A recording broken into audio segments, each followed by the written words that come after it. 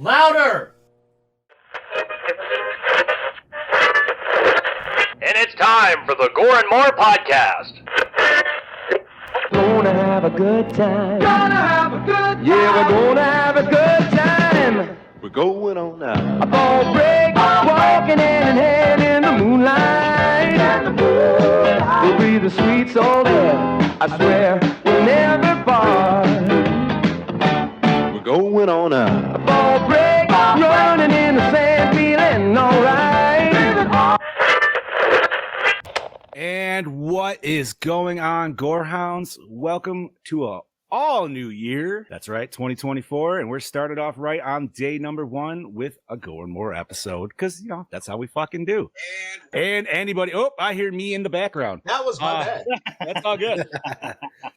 But anybody watching can see we have a bunch of floating heads today. Oh, yeah. We're fucking bringing it in. Chad Daddy called it our end game, but it might be our beginning game. I'm not really sure if this is an end game. If it's the Well, I meant like end game, like it's like everybody's here together. It is, dude. I feel like the Avengers have assembled. The Avengers have assembled. This is like, what, on your left, a bunch of portals in the background. Like, what's fucking happening? Fucking A. So we're going to do this episode a little different today because we have such a big old kit and caboodle. So we're going to completely skip Slice of Life. Because honestly, I feel like most of us have all been doing the same kind of thing and enjoying themselves at the end of the year. Before anything else, I do have to properly introduce y'all. Of course, my motherfucking second guy just left. Hold on. Yeah. Oh, okay, he's back. All right. So now that he's back, let me give proper introduction. So we first have the Dark Lord of Knowledge, that Chad Daddy, all the way down from the Chattahoochee, Mr. Chad Chrisman. What's up, bitches? Sorry, I had to go close my bedroom door. You're all good, all good. We have the redhead of the dead, Miss Heather Dye, longtime fan and contributor to the show. Thank you for joining us, miss. Yeah, thanks for having me. Oh, yeah. Awesome. We have a newcomer to our ranks. Mr. Scoobs, would you like to give your brethren a good shout out here? Ladies and gentlemen, let me introduce to you my horror brother from another mother, the legendary guitar player known as the Devastator, but also known as David Bray. What's up, buddy? Nothing much, and just to keep it simple, if you want, you can call me Betty. That's a nice name. Yes, I think Betty's a good name. That works. All right. And of course, you know him as the host with the ghost. We like to call him Lord Scuba. He's also known as the Dean of the Deceased. Give it up for Mr. Steve Vasquez. Hola, ¿cómo estás? And joining us all the way around from the other side of the world, we have that saucy Aussie, that doppelganger kangabanga, Mr. Brody Kane. I'm your new nightmare. Just kidding, it's your DKB here. How y'all fucking doing? Yeah. All right. Well, welcome, you three. It's great to have you on here. Yes. Thank you for Great to joining be us in the new Thank year you. on the first episode for the year. Appreciate it. We are up streaming on the site. So if everybody could do a solid, give us a share, that would be fantastic. I'm currently doing that myself. Like I said, we're going to skip over Slice of Life. We do not have Bob today, but we kind of do. He gave us a video, a girthy one at that. An 11-minute video. Yeah, so we'll have to see what Bob has to say. It could go, I'm assuming it's a lot of praise, but we don't know. I would hope so. If it's not, he's off the show. I mean, I'm just going off based off of his 09 Friday, like what he could potentially bring to the table. I know, but it's. I doubt it's that. I couldn't see it being. I couldn't see it being anything but praise. I mean, there's not much that doesn't. Correct. In this movie. What's up, Mr. Gallo? Gallo says there's too many people. Wait, where is he? He's not in the chat. I don't see him. Yeah, how come it popped up on the Project Louder thing? What the fuck? Let me go and see if it's set to public, and if you shared it on your personal page. Well, let me go in and make sure. No, this is right on the Project Louder website.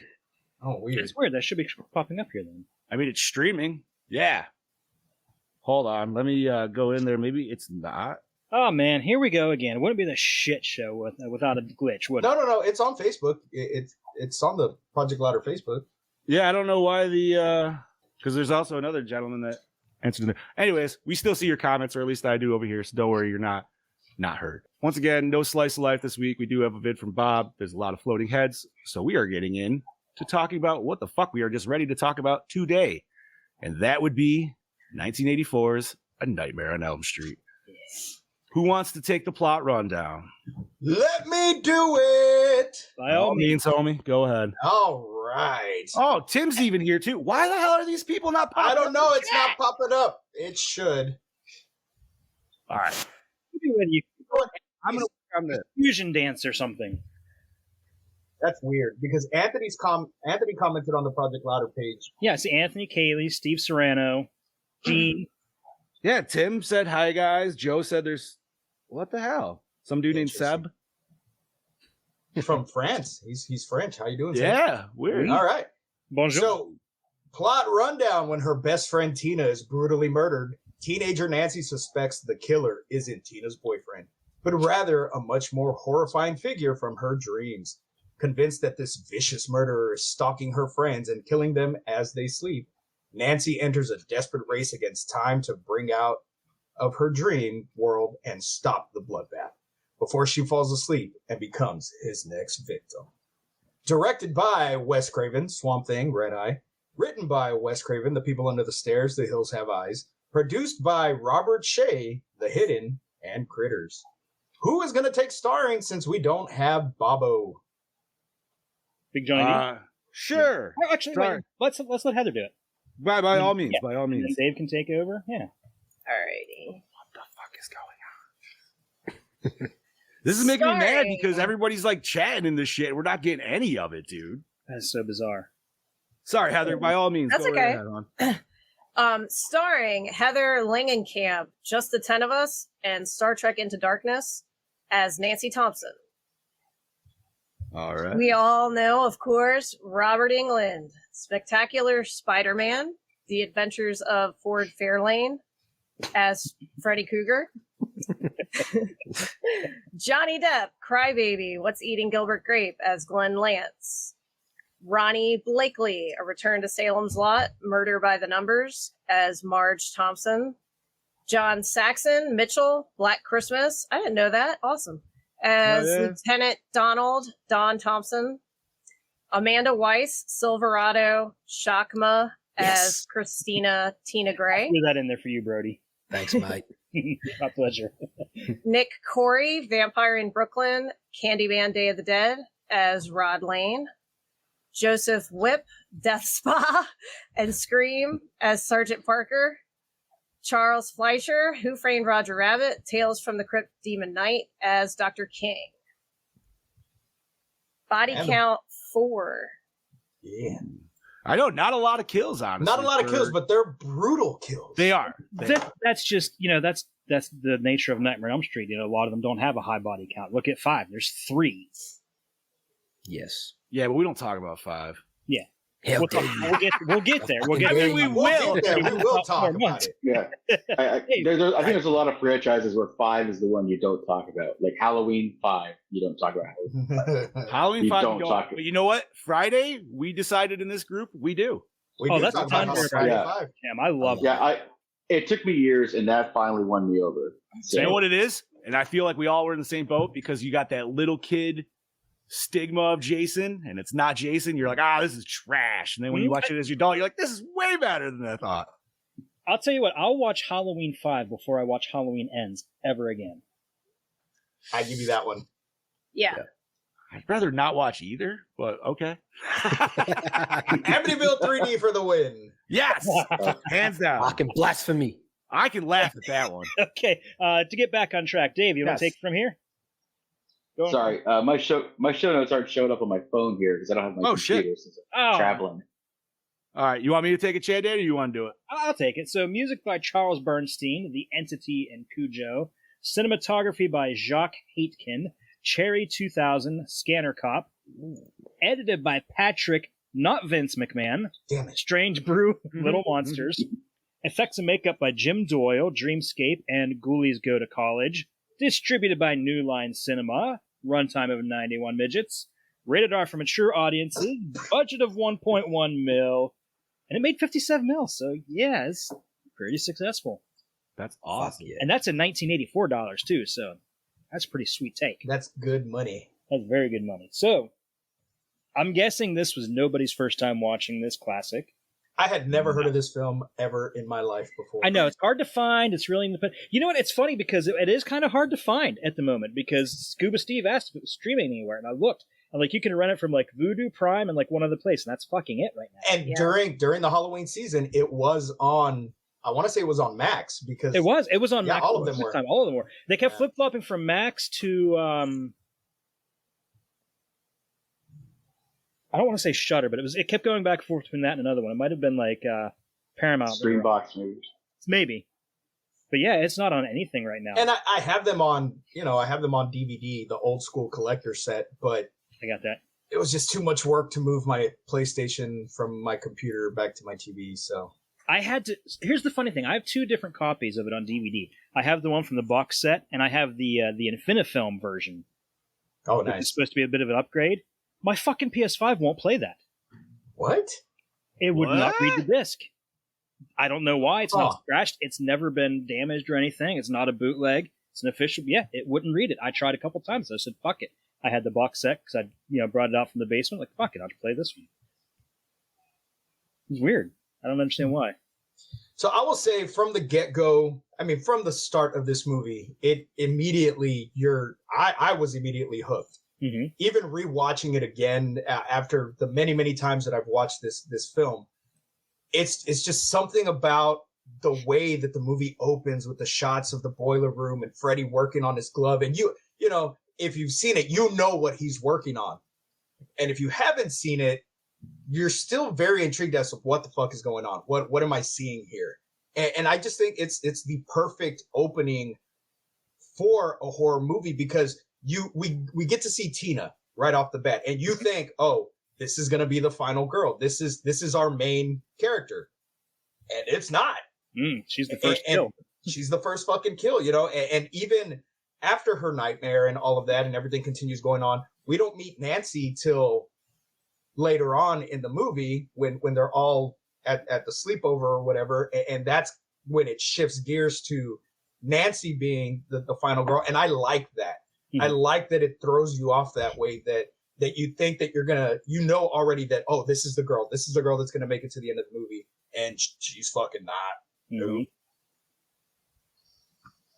I think what I've loved, and let's start about how great and well filmed that opening scene is to begin with, because it's everything from the music to the lighting to the angle. Like you obviously can't see his face, but you can just see what he's working on. You just have this sinister feel to it.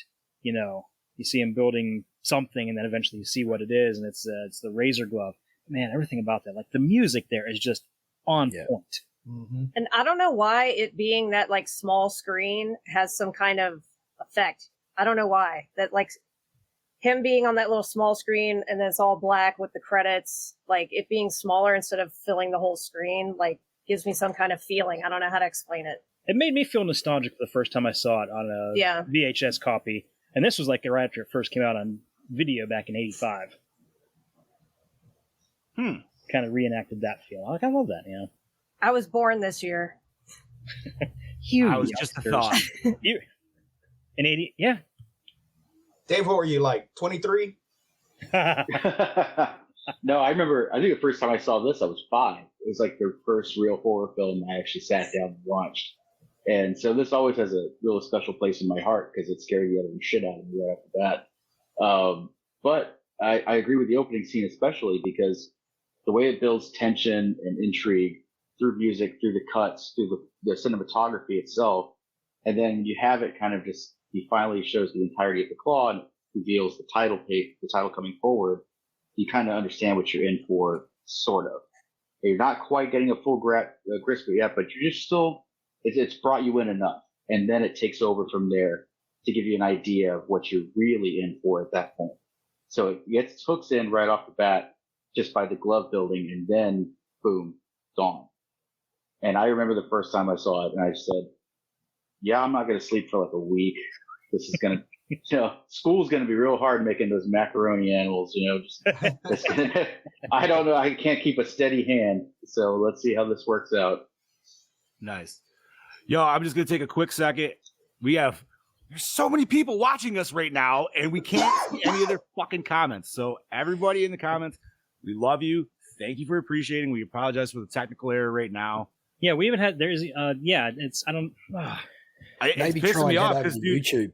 Yeah, if either everybody YouTube could. or for some reason, like through Scoob's page, for some reason that stream is taking the comments. I don't know why. I can't find anything that's different on this one, but it is.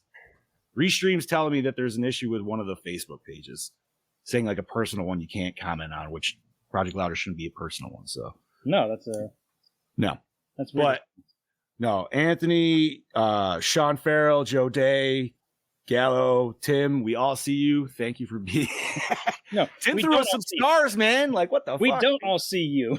I see them, but that's the problem. We don't see them. Yeah, like Gene's comments are coming through no problem on YouTube. Like, well, Yeah. I don't fucking get it, dude. But sorry, anyways, didn't mean to distract. So we're just general discussing still? Yeah, we're still generally discussing. All right. So I gotta say, dude, was it last year? 2 years ago, I never got to see this on the big screen. This was always obviously one way later in date. But I did get to finally go see it at the drive-ins, dude. And it was fucking awesome. Nobody else wanted to go with me because it was at like 11:30 at night or midnight. I can't remember. And I was like, fuck it, I'll go by myself. Johnny D rolled 3 fucking blunts and fucking went on my way. I could have seen it to drive in this past year, but man, the weather's just been shit, October That's fair. Nights, yeah. But man, I still remember the first time watching this, dude. I was instantaneously in love with this movie, dude. Maybe that says more fucked up shit about me than anything. But because I remember I wasn't watching this by myself. I was watching it with a group of people, and I remember the other people, like, I think I was the oldest, but even them, they were like, a couple of them were like, can we not watch this? And we're like, no, fuck you. We're halfway through this. We're finishing this shit. And you could tell that they were creeped out by it. So, I mean, it's solid, dude. It's a solid fucking movie. Robert Englund plays creepy and gross. Not so creepy and gross that we hate his character, obviously, but to the extent of we can enjoy him and kind of root for him a little bit. But and this is before he actually really gets any kind of like into the character. Personality. Yeah, like he really doesn't have much personality in this film, but the little bit that he is on film is fucking terrifying. From the laughs to just the little movements that he does, the slinking in the shadows. I still think one of the funniest parts is when he's running down the alley with his hands all up and shit. I always laugh at that part. It's that evil laugh while he's doing it. Yeah. No, he looks like some kid who put on his dad's jacket that's too big. That's what always makes me laugh. Like he's just running down like this, and I'm like, what is happening with his arms stretched so far? That's fucking fun. But yeah, no. The thing is, the movie works because it's so lean and mean, and there's not a lot of like they're not trying to explain too much. They give you enough. They give you just enough, and they keeps you into it. It keeps you going, and they build it slowly, but it's never so big that you just kind of lose the plot because the plot is pretty simple. Mm-hmm. If you really break it down, and it's kind of the same formula like Halloween did too. You don't build a lot. This is it. This is what we got. Slight build up, keep you interested, keep you hooked, keep you moving, and it works perfectly. And like you said, it's good. It's before they go into like him having a personality. It's before any kind of they introduce like comedy aspects or like different things that he can do or expand on that. It's very much he's just terrifying and just a horrific person every time he's on screen. Everything he does is just creepy and weird. I want to hear from Brody. You've been sitting there quiet, Bubba. Yeah, no, I'm just sitting back and listening to yous all talk about it. It's good listening. No, I think you've definitely hit the nail on the head when you said about the music play in the opening scene. For me personally, when I seen that as a kid, I was probably more so interested in what was happening in that moment, but I think it was the music that really brought that scene to life for me and really creeped me out because the very first horror movie that I'd ever seen was Part 3. So I come in on that when it was all about, a little bit more of a sense of humor and just these witty dialogue or whatever it is. But then I went back to this one, not realizing that this was the first one. You could definitely see that upside to why everyone really appreciates this character. It's a little bit different to like Michael Myers and obviously Jason. How we can sort of resonate with his sense of humor a little bit. It's very dark in that nature. For what we get though, I can't help it. I can't help but seeing like a little bit of the people that I live like around, like Australia to an extent. You see a little bit of that sense of humor in those people in Freddy. So for me, in that culture change a little bit, you know, it's a bit of a weird scenario to how you would see it, to how we would see it, I think, down here. And it's just to see that play out on screen, really fucking creeped me out as a kid. And out of all the horror characters, what Jason and Michael is to most people, Freddy is that to me. I love him the most out of all of that because of his sense of humor. He's able to talk, and just how Wes was able to bring that character to life and really give us like these dreamlike states of realism. And it's just a clever way he went about it too, to really fuck with the other characters' minds. To even think that Wes could come up with something like this, I don't know. It's an interesting idea. I would have loved to pick Wes's brain about creating this film, to write this shit on the paper. Like how far do you go to those dark places to think of stuff like this? And, you know, really try and fucking flush these characters out to the point where it just brings that, like, that creepiness all around. Yeah, I don't know. It's a film that's really stuck with me over the years. And like I said, Freddy's my guy, my go-to guy, like Jason is to most of you. But yeah, absolutely fantastic film. Yeah, I love it. Even the lighting, like Chad said earlier, the lighting for a dark film like this is just absolutely spot on. It's even a little bit of a throwback to, I feel like, German expression films, you know, Nosferatu, when you get the shadow play of the claws. Okay. So you can sort of see the similarities there. Would you give that to, like, one scene in particular is towards the end? Clearly we know what Freddy looks like at it, but I feel still like they're trying to kind of mask him a little bit. Yeah. Right before he sets off that tripwire with the explosion, like he's against the... Yeah, like he's doing that little bit of Nosferatu, like. But you know, even the scene before that, when he's stalking Heather, and we see the glove, you know, right in front of the camera, and Heather's walking by, or Nancy's walking by, and you just see the nails go back. Like that's very Nosferatu, and that's very intentional. Robert took inspiration from Nosferatu and used that for his portrayal as Freddy. Okay, so I didn't even that know was that. intentional. Yes. Okay, cool. Yeah, I didn't even know that. Definitely, you definitely see that shadow play in there, and just like the scene we were talking about before in the laneway, you know, the long arms and the, you know, they really mask him out, and then they bring him into the light just enough so you can see the definition of the prosthetics on him. I think it's really smart and clever, because obviously back then they weren't as, you know, groundbreaking as they are now. But yeah, I don't know. I think every direction that Wes went about this film is so fucking smart and clever, and it's a lot more superior than the work that he's done beforehand. I mean, Hills Have Eyes and The Last House on the Left, they just, and then he just comes out and he just strikes gold with something that he found out of a newspaper article. So I don't know. It's something special, this film. I love it. What I love about all the nightmare aspects of the movie is that it seems like these are actual nightmares that you've had. Like you've obviously, everybody's seen or encountered something like this in a bad dream where you're trying to run and your fingers or your feet are just sinking into something, or you see somebody with those long outstretched arms. These are actual real nightmares and fears that people have had that we all can relate to. And I think that's what makes it so effective.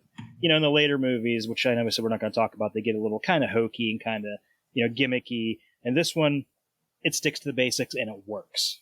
Yep. And I think the most effective part is you don't know they're dreaming sometimes. Like, you don't realize Tina's dreaming at a certain point. You don't know they're in their dreams, and they purposely play it that way just so the audience kind of has to go with them. They think it's just a normal day. No, it isn't. You're in their dream now. They don't even know they're dreaming. And that's just so much more effective. And I'm with Brody. I'm actually a Freddy guy. Steve and I have had this discussion before. He's a Jason guy. I'm a Freddy guy. That's right. Freddy won that fight. I don't care what you think. But no, the way that they very cleverly, I think, just kept it so on the level between reality and dreams there wasn't a huge distortion. There wasn't something to tell you it was that until it was too late. Yeah. Well, even at the I thought end, that was perfect. yeah, like even at the end, you think that you're gonna get this happy ending because she stood up to Freddy and she took his power away.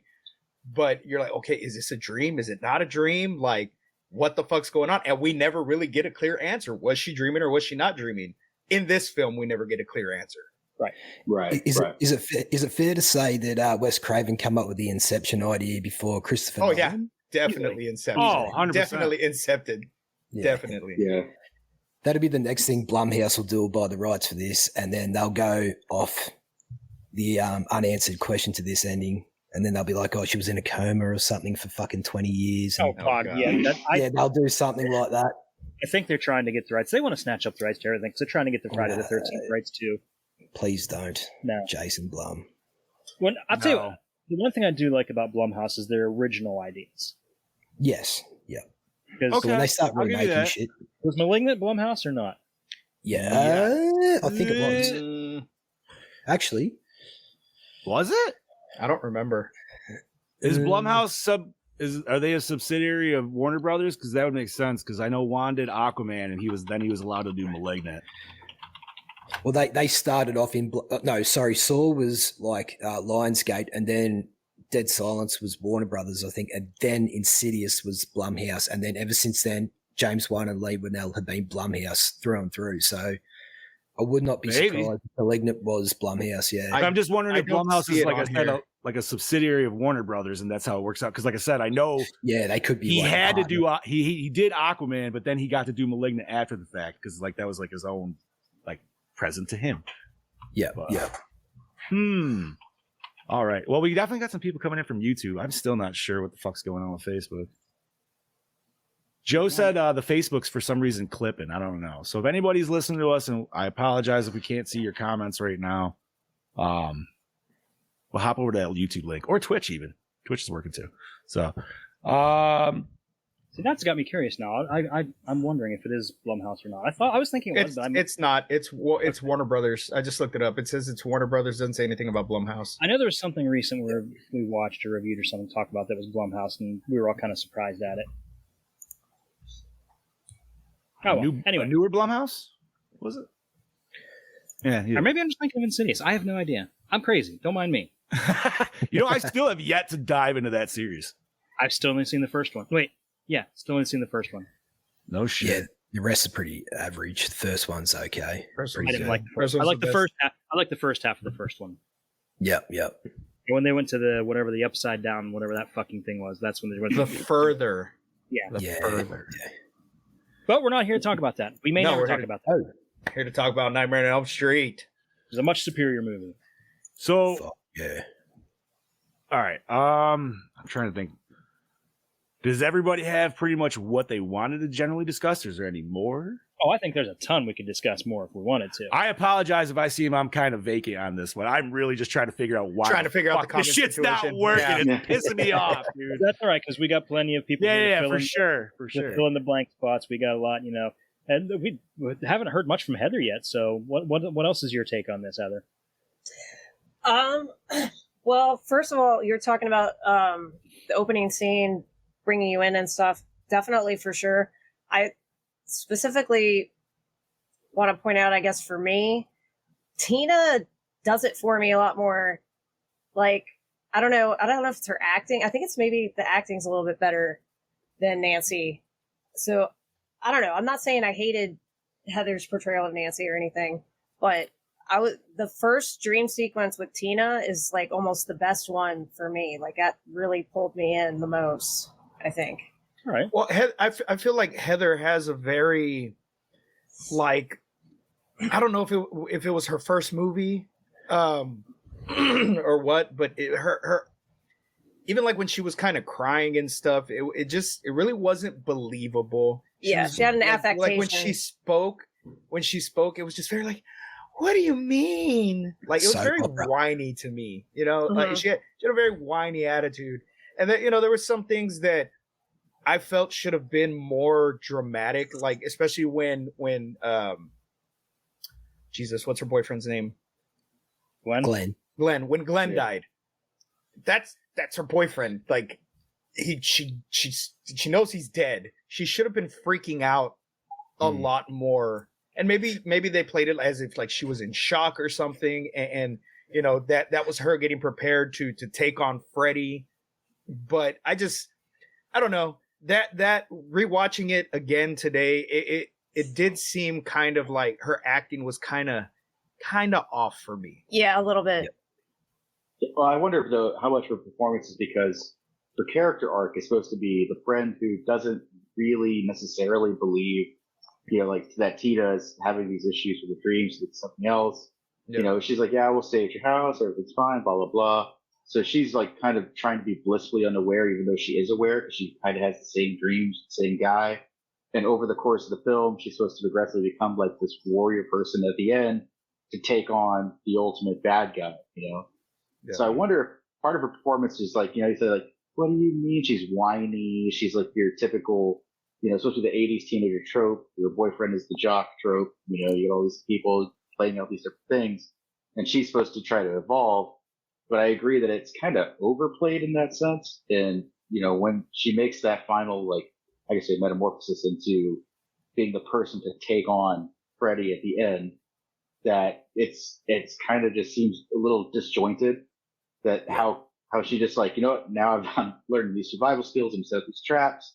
You know, I'm going to be home alone before Kevin McAllister. It's go time, you know. You know, Freddy's gonna eat shit, you know. Like, and she like sets all this stuff up, and she taunts him. You know, she's not terrified of him at all when he's in the real world. She's literally taunting him, like, "Come get me, come on, you're supposed to be a big scary guy." So it really kind of gets uneven, you know. At that point, she knew, like Glenn flat out told her, you know, how these tribes, how they dream and how they beat the demons. So I think that's what she was trying to do there, as far as, you know, taunting him and teasing him, getting him to chase her, because she had a plan. At that point, she was just in pure survivor mode. She was just trying to. She didn't have time to really process Glenn's death. She just had this plan. It's like, I'm gonna fuck Freddy up tonight. I got to do it before I'm the next victim. Yeah, that's a good point. It probably would have been more effective for me if Tina was the final girl in this film, because we see her from the get-go just on this hell of a fucking journey, and she's just given it all 110%. And I think that's where it sort of fell from me when, like, I'm not saying Heather Langenkamp's a bad actress or anything, but in this film, like most of you, I felt she was a little bit blunt in most scenes. And it's like when she comes to fight Freddy, it's sort of like, oh, okay, that's cool. You know, she somewhat beat Freddy, but if it was Tina, because she's just been on this fucking hellish journey, then finally worked the courage up to really like kick Freddy's ass, that would have been probably more impactful for me personally. But neither here nor there. I think either way, it still worked out pretty fucking fine for what we got. But there's a really weird cut, like where Steve was saying there before about how Glenn gets sucked into the bed, and then it just cuts back to her screaming, like somehow she knows. There's no explanation behind it. She just, I don't know if she can. Is she in the dream at this stage, and she just somehow knows? Because I think it was that point she just put two and two together when he said, "I'm your boyfriend now," and she realized that he was over there with Glenn. Yeah, right. Yeah, it's just a really weird off-cutting, like, I don't know, it just put me off. Like, 1 minute he gets sucked in the bed, and then it cuts back to her, like, screaming at the window, and then it cuts back to the bed and blood shit. I don't know, it just sort of threw me off a little bit, but I don't know. Weird. Ellen? I think he meant to put hello. Hello. Ellen. All right. So do you think, I'm pretty sure everybody here knows that there's scenes that were cut. Mm-hmm. And there was a whole brother angle to Heather. Do you think that would have been more effective if it would have been left in the film? I think so. Nah. I think so. You don't think so? Regan? No. Well, she didn't even know that. Did she even know she had a brother in that deleted scene? No. I don't think she did. I think this occurred before, because she's supposed to be what, 16, 17, somewhere around there. Yeah. So I think that the brother was killed either while she was still a baby, or before she was able to remember that, you know, even having any kind of cognitive knowledge of having an older sibling. I always found that interesting in that whole. I think it would have made it a little bit more personal for the mom to be hiding that. You know, that's not all she's hiding. What else was she hiding? Okay, it's in my notes, and apparently there was also a bit more to the story that Freddy didn't exactly die in the fire, and the mother goes on to say how he climbed up out of the fire like a demon coming out of hell, and he was out there and he vowed revenge on the parents, and he was going to get their kids, and apparently she shot him in the head. Oh shit! Oh, that would have been honestly that would have been kind of sweet. That would have added a lot more like weight to the situation. I feel. Exactly. A lot of the good stuff. What she drinks. Yeah. 100%. So I did see this theory on TikTok because I follow a bunch of these movie theory TikToks, and one of them was about Nightmare on Elm Street and how if the deleted scenes would have been kept in, they made the argument that essentially it was the mom that was doing the killing, and that's why she had the glove stashed up in there. And that she framed Freddy. Like they went into this whole tangent, and I was like, "Holy shit, this actually makes sense." Like, I've actually never seen these deleted scenes. Oh, it's interesting. She finds. I want to say she finds a box or something that has pictures. Didn't they do that for the remake? They did it for the remake. They did do it in the remake. Yeah, they did add that into the remake. So if you've seen the remake, it's essentially that angle. But it was in the original. No, to go back to the point, I think the brother angle wouldn't have had much impact at all, honestly. Because to make it personal, all of her friends and her boyfriend are getting slaughtered. That's pretty personal. Well, I mean more personal, as in for a reason for Freddy to be attacking them. Yeah, he's after. But I feel he killed their siblings as well. Right, but I do feel that if they would have shown the scene of him coming up out of the fire and saying that, it kind of gives you more of an idea of why them. If she shoots him in the head, then there you go. Yeah. I like it. I kind of wish we. Yeah, I see. Yeah, I know. I really like. In my head, I'm picturing it going, "Oh, that'd just be super awesome." What's and then the you one? Wouldn't need the brother one. And I do apologize. I'm not trying to jump around, but what's the one where we actually get junkyard, like the junkyard scenes with the three, 4, is it 3 and 4 actually? 3 and 4, yes. See, so like in my head, it's kind of looks like those scenes, but it's just with fire. Yeah, claymation Freddy coming out. That was like old school fire. That was like old school Ray Harryhausen right there. There you go. One thing I didn't. Perseus in the background. I'm kind of curious. Like, okay, so her mom hid Freddy's glove in their furnace in the home. Yeah, so how did that not shit burn? Did they never use their fucking? Well, no, not just that. Wouldn't that be evidence? Yes, it would. Yeah. So why does she have it? Maybe she. Well, I mean, I know her husband was a cop. Yeah, maybe they just wanted to sweep it under the rug. They didn't want to. And that was part of the theory: is why would she have evidence from a murderer? Okay, let's just look ahead a little bit. And in Freddy's Dead, it shows that he has numerous different gloves, too. So this could have been one of his backup gloves. Yeah. I don't know. I mean, I'm just throwing. She has a fetish. Yeah. What's up, Mr. Benson? Nick Benson is watching right now. How's it going, Nick? That's what I'm saying. These comments are pissing me the fuck off, homies. I can't figure it out. This is crazy. But yeah, I'd lean more towards it was the parents trying to cover up them burning him alive. But still, why would you hold on to it? Do we even know for a fact that the police had that as evidence versus because he was arrested? Maybe they never found it. Maybe the parents had it the whole time. Maybe he had it stashed and they found it on his body at the end when they burned him. Who knows? Yeah, maybe the father took it away and hid it in the furnace, not her. You know what? If Supernatural has taught us one thing, if she would have burned the glove, laid some salt on it and burned it, Freddy would have been gone. No, baby. He was attached to the hat too. You got to do the hat because you know the hat. No, because Nancy pulled that out from the dream, but her mom always had the glove. His spirit's tied to the glove. Yep. So was it the hat in the reboot that I'm thinking of that she had the hat too? I didn't think she pulled the hat out of the glove in that one, or the hat out of the dream in that one. I don't know. I might be confusing them. Anyway, sorry. I saw the reboot once, never again. Saw it in theater, fell asleep. Saw it twice. I own it, dude. I hate to say it, but I do. I don't. So let me ask that question then. Let me ask that question then. In this series, not the reboot, just this series alone, is Freddy a pedo? Yes. No. Yeah. Yes. I say no. It's not. It's not deliberate on the head, but these are still teen girls that are underage that he's trying to lick and say sexual things to. He's still a pedo. But in the original idea, He might not be 2010 Craven, young children under 6 pedo. Yes. Wes Craven originally did want to make a pedophile, but he changed it at the last minute because it was. It's in my notes. I'll get into Hey, it. man, But yes, the 80s that was the original. The 80s was a different time. That's You true. know, there's that song 17. You know, hey, Oh, Winger. winger, man. That's got to be the first ever winger reference on this show. Thank you. It won't be the last. In 5 years. Fucking A, bro. No, I always think about, I have those like fan theories, if the mom's the killer or something like that. And I think what people fail to remember at the heart of this, you're talking about a movie about a guy who comes and kills you in your dreams. So there's no real need to dive any further. So it is. Yeah. Why does she have the glove? Because of the plot.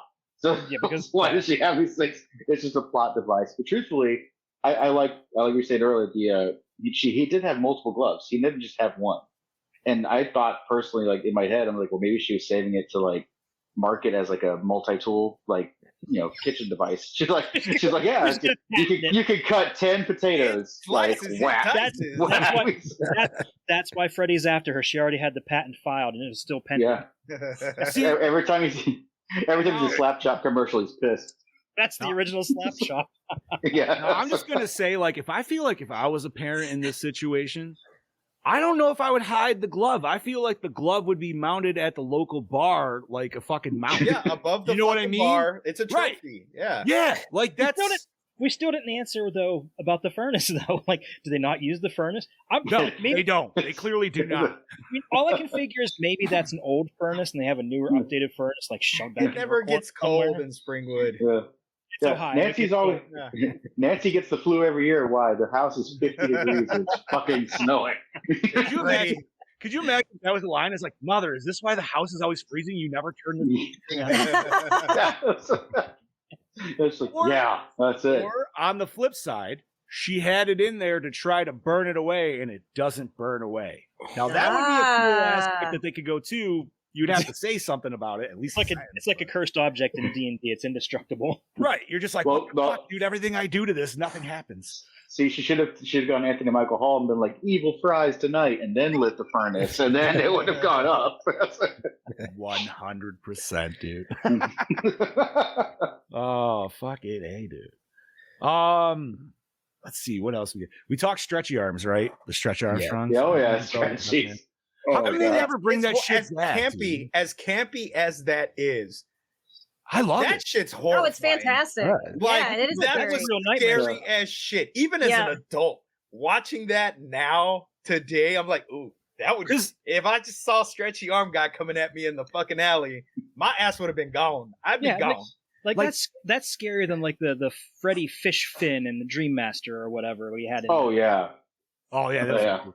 But no, if you could actually put yourself in this reality for that second of time, and just imagine watching somebody's arms grow like that. Like, your head wouldn't be able to wrap around it. You're like, what the fuck am I watching, dude? Like, how great would it have been to see this in a theater opening night back in 1984? You're fantastic. Yeah. I mean, I was swimming in my dad's ball sack, but still, I mean, I would have was only loved 3. Yeah, I was 2. It wouldn't have worked out so well. You were born in 85 then, John? 85, sir. Okay. Yeah. Wait, when's your birthday? April. Oh, so you were in you were already baking. You weren't in your dad's balls. You were in your mom's belly. True. Yeah. And I might have been. Yeah, that's right. He was a little bun in the oven, but the size of a cinnamon roll. What's up, Rich? Don't worry, I see you there. I know we don't see your comments. I have it up on my phone, so I'm keeping an eye on the comments. I know. That's why at least I'm trying to give shout outs to the people that I could see. Oh shit! I should do that. Because usually I have show notes up, but there's enough of us here, and we know what the fuck we're doing. So. But no, thank you everybody for joining us too, man. We got a full house tonight. I don't think we've ever had this many people viewing live. Hold on, sorry. Fantastic. There we go. Oh yeah, look at this. I'm seeing all these now. No, it's not that we're busy. It's just that the feed itself is fucking up, Rich, and we don't know why. Yeah, we've been trying to free streams acting boo. We've been trying to fix it this whole 45 fucking minutes, but to no avail. I think when you go back and get a clip of that stretchy arm scene and add like the Inspector Gadget theme in the background, just because go Gadget go as he's just like running down the aisle. It was awesome, man. They Go, wear go, gadget gadget arms. Exactly. No, I wish we got more back to that. Maybe not necessarily in this particular movie, but we never really get stretchy Freddy ever again. Well, I think because there's really part 5. Oh yeah. The arm. But I was gonna say there's really not a lot of reused tropes in this series. I mean, no, because like you know, once you do the one Johnny Depp kill, you're not going to redo that again, dude. Just because you do see things like Freddy cuts his fingers off again a couple more times. You do see little things like that, just to kind of fuck with them. Mm-hmm. But I think also too. Sorry, you go. Yeah, you go. Oh, yeah. Well, I was going to say also, I think it's because the idea is that the nightmare is tailored to the person. So if Tina has a nightmare, like she's afraid of apparently people with really long arms, so never let her meet Shaq. You know, she's just like she has a fear of wingspan. He's like wham, you know. But if it's somebody has a fear of like a dog or something like that, he'll tailor the nightmare to that or to like their emotional trauma. And I would love to see that if they ever reboot. That's what I would love to see, is that Freddy is tailored to every individual's dream, so that way he doesn't have to look the same. It doesn't always have to be Robert Englund. Honestly, that's how if I was gonna do a newer Freddy, because I like where you're going with the longer eye things. I thought you were going in a different direction, Scoops, but honestly, I'd put Doug Jones in the mask now. That dude is long and weird and just has that like creepy Langster fucking style body, and I think it would work really fucking well for Freddy. Yeah, just don't put Bill Cosby in the mask.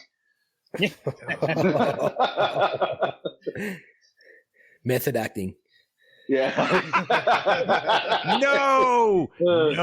Jesus. Just want to give a shout out. I see Emily is on the other Facebook feed commenting. So what's up, Emily? What's up? Sorry, I just saw Nick Benson's on there. Our old buddy Slick Nick. Yep. Worked on part 4. Fucking A, bro. Yeah. We're gonna have to talk to him for part 4 when we do part 4. Yo, I don't even know if we've ever gotten him before, but Tommy even threw us some. He threw us stars tonight. I don't know what that does. I've never done that shit. We already talked about that melody. Shut up. But yeah, I would love to get Nick on here, even if just to do an intro, or if he wants to come live and we do part 4. Dude, if he wants to do the whole episode, that'd be fantastic. Maybe get Nick too, you know? Right? Mm-hmm. Alrighty. Did we want to dive behind the scenes? Did we want to still keep discussing? What do we want? Well, we got Bobby's video. Let's bring up Bobby's 11 You have Bobby's Are we going to video. watch the full 11 minutes? This is hell yeah. You know what? I might go get a coffee. Thank you for that, Scoobs. I kind of forgot about that because there's so many fucking viewing windows on this panel. I totally forgot about that. All right, let me pull up Mr. Mona here. Are we gonna MST3K his video? Panel. Sure. Good evening, Gore N More. I am one of the co-hosts, the Killing Machine, Bobby and Mo, and hey, I will be on I'm not tonight, the only one wearing a Halloween but shirt. I'm here to give you my review of the original Nightmare on Elm Street from 1984. I'm so happy we're starting the new year off with this. So make this as quick as possible, but got to dive a little bit because this is easily one of my favorite horror movies of all time. Bobby. And just to start off right at the bat, it's suspenseful. It was new. It's got darkness to it. It's got a mood kind of right off the bat. It didn't hold back in 84, and it was different than everything you had coming out at the time. You had Friday the 13th, which was already on number 4 at the time. Halloween had Halloween 3 2 years before. The 4 didn't even happen yet. So you were literally in the middle of the horror genre coming to the slashers were becoming and or were big. And then you have the newcomer, Freddy Krueger, from this come in and basically kind of turn it upside down a little bit, but also broaden the spectrum. He's one of the first ones that talk. He's ugly looking. He's burnt. He just has this whole thing about him that just makes you go, we don't like this person. which in terms, I mean, he was a child murderer. And I know for the movie, there was a little hinting, a little bit of child molestation. I'm sure the boys will talk about that a little bit. It was hinted at. We didn't talked about it in the documentary. There was a hint that happened there. But in the Never Sleep Again documentary, Robert Englund said something of, he's in their dreams. And it's already a violation of their personal space. So whether it happened or not, in a way, it's happening because he's already invading the personal of these kids, these men. And it's already on a personal level, something that was never done before. So it really taps into the fear of what happens when you fall asleep. That's where the first nightmare really, for me, it's probably my number one. And then it could be 3, 2, but we'll get to those movies later on in the year. So overall, this is just such a hell of a movie to watch. I never have a bad time watching it, and I always notice something new when I watch it every single time. But to start off, one of my favorite sequences, or actually my favorite sequence, is the sequence of Tina's dream. So the second the camera pans up to her window, to the time we see her death, that is my favorite sequence. The first time I saw that, and the first time I saw it was in a movie called Boogeyman, the Killer Compilation. They used that sequence. It was terrifying because you have no idea. It's a dream. Anything can happen. He can be anywhere. He can do this. He can do that. Especially with the arm extensions, it makes you feel like there is no escape. You can't get past him. And then she runs in the opposite direction, and he's there. He's able to cut his fingers off. You see literally the skin of his face get ripped off. Like, it was something new, and it was something that clearly stands the test of time, and it still does. That whole sequence is easily scariest for me. It's my favorite. It's the most, one of the most tense sequences in the whole movie. I could talk about that scene all day long, but they got a show to do. I got a dinner to go to, so we're going to keep it on. My favorite character is, I think this one's a little obvious. It's Nancy. He says that 3 minutes into the 10-minute fucking video, by the way. Yeah. I'm keeping tabs. She's also a beautiful girl. But she just has that sense to her, like, it's almost like she knows, even when she didn't know in the beginning, that she knew, like, something just isn't right with these dreams. Something's not, everything is connected, especially when she sees Rod Lane in the jail cell and he's telling her what's going on. It's like, we've all been having these dreams. I don't know. I love her character, strong-willed. Anyone else wish we could play this? Also like looks the killer in the face, comedic effect? Especially at the end. It says, "You're nothing, you're shit." Even though the ending is ambiguous, is the movie a whole? Is it a dream? Is it not a dream? Is it this or that? So, which I do love Tuesday, by the way. So I do love how it goes, but I know that it's always a little bit of like a, it's kind of like almost in a way, I think for some people, a little bit of a letdown because it's like, well, you went through all that now. Instead, it just keeps happening and starting again. And the whole movie's a dream, or is it this or is it that? We'll leave that up to the boys to go through. But for me, I think it's a dream over and over again. But I would have liked to seen a little bit more of the, a little more Crete ending, I guess. But I digress. I still love it. But yeah, she is my favorite character, 100%. And Freddy as well. Only because at this point, we have no idea who he is or what he is, which we get to a little further on in the series a little bit. We know he was a child murderer. He liked what he did. I also like Freddy because he's a monster that we don't have sympathy for. We shouldn't. Whereas most of the other ones, think of Leatherface, for instance, we have sympathy for him. He's just trying to protect it. Jason was a victim of drowning. We have sympathy for that. Freddy liked what he did. And he did it because he wanted to do it. He gets right to the point. There is no, in the new one. Well, no, he did this. They burned him, 13 and the vigilante justice comes in, and there are some people who probably deserve it, and I think Freddy is one of them. And Robert Englund, as we all know, is Freddy.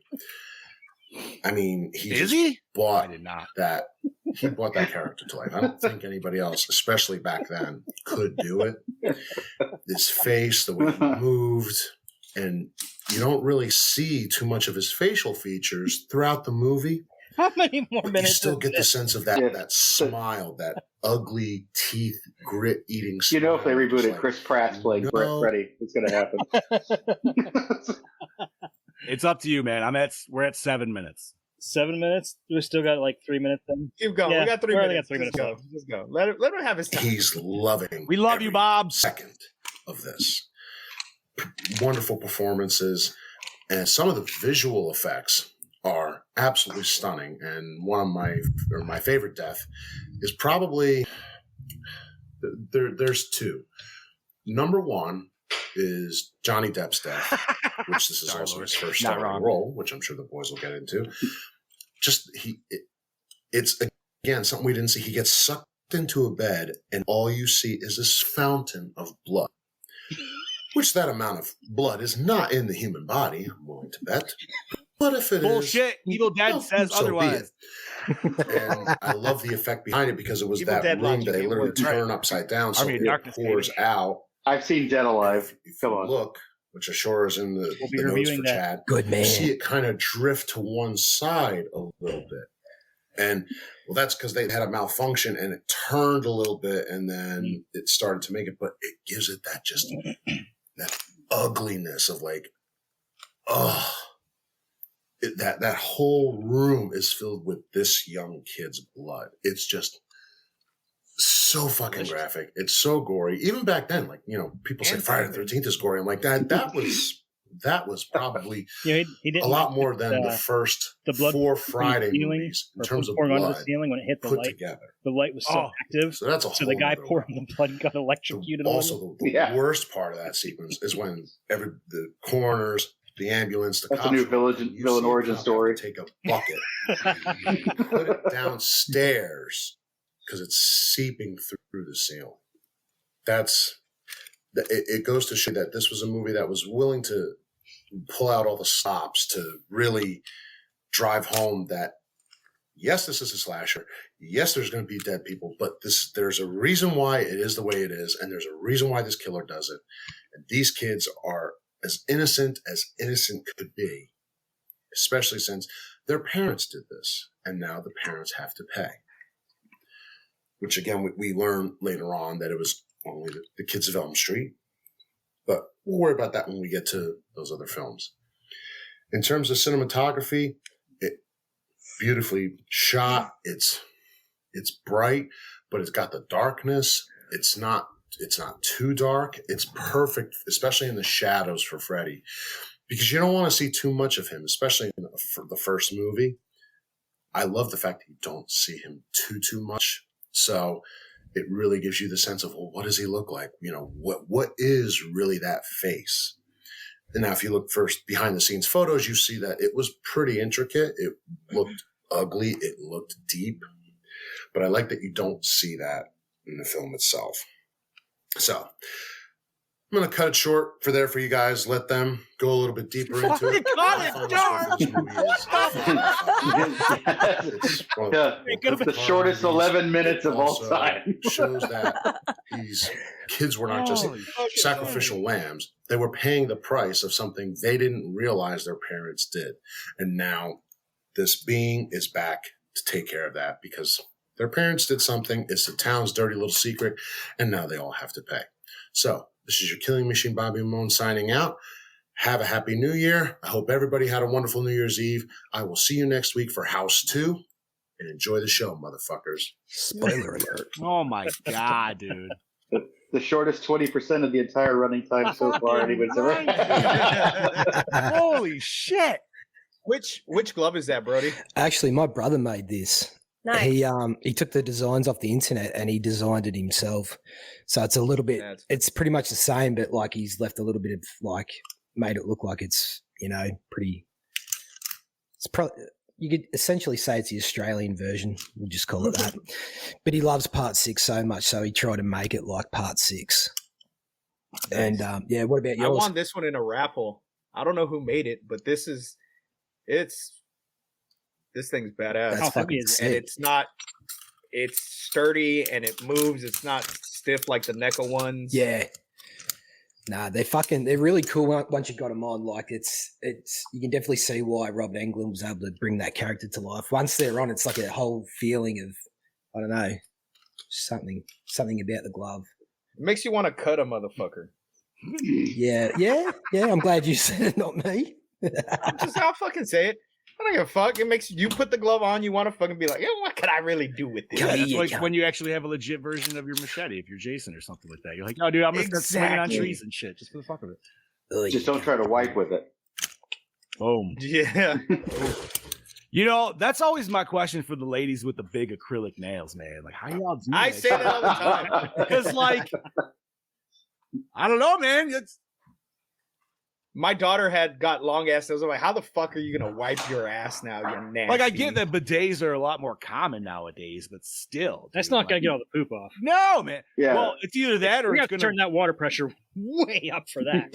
Yeah, but that's what I'm saying. Like, this is, I Scoops. I know you said no side note. I don't give a shit. This is gonna be one super small, fucking stupid sidebar. super sidebar.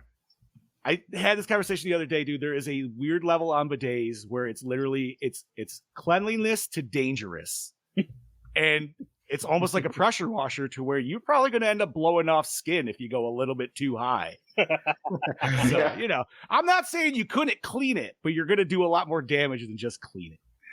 Yeah. Speaking of bidets, Chad Daddy, spread them cheeks now. Oh, fucking perfect, bro. All I can say is bidet, mate. Oh,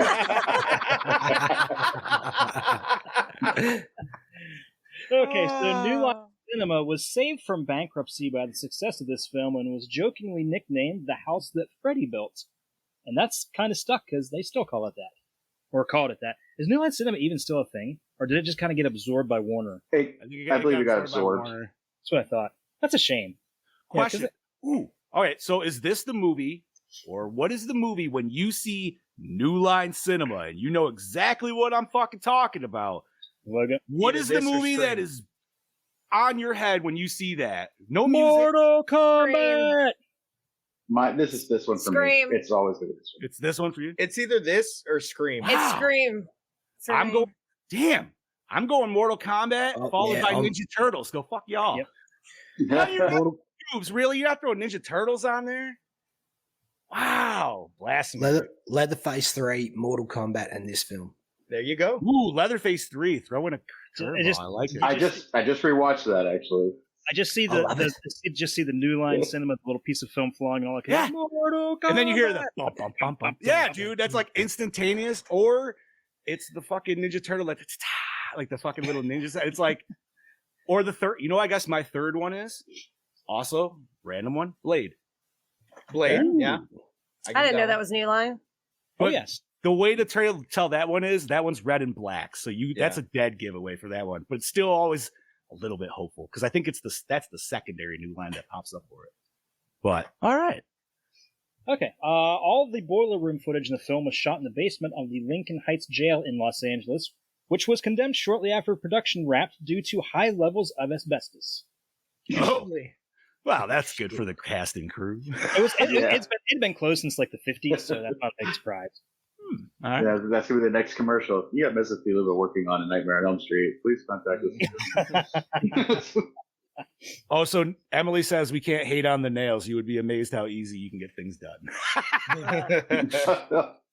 Well, I'm not trying to play a claw game with my food. What else is she getting done with those long nails? That's killing. Don't need to know, don't want to know.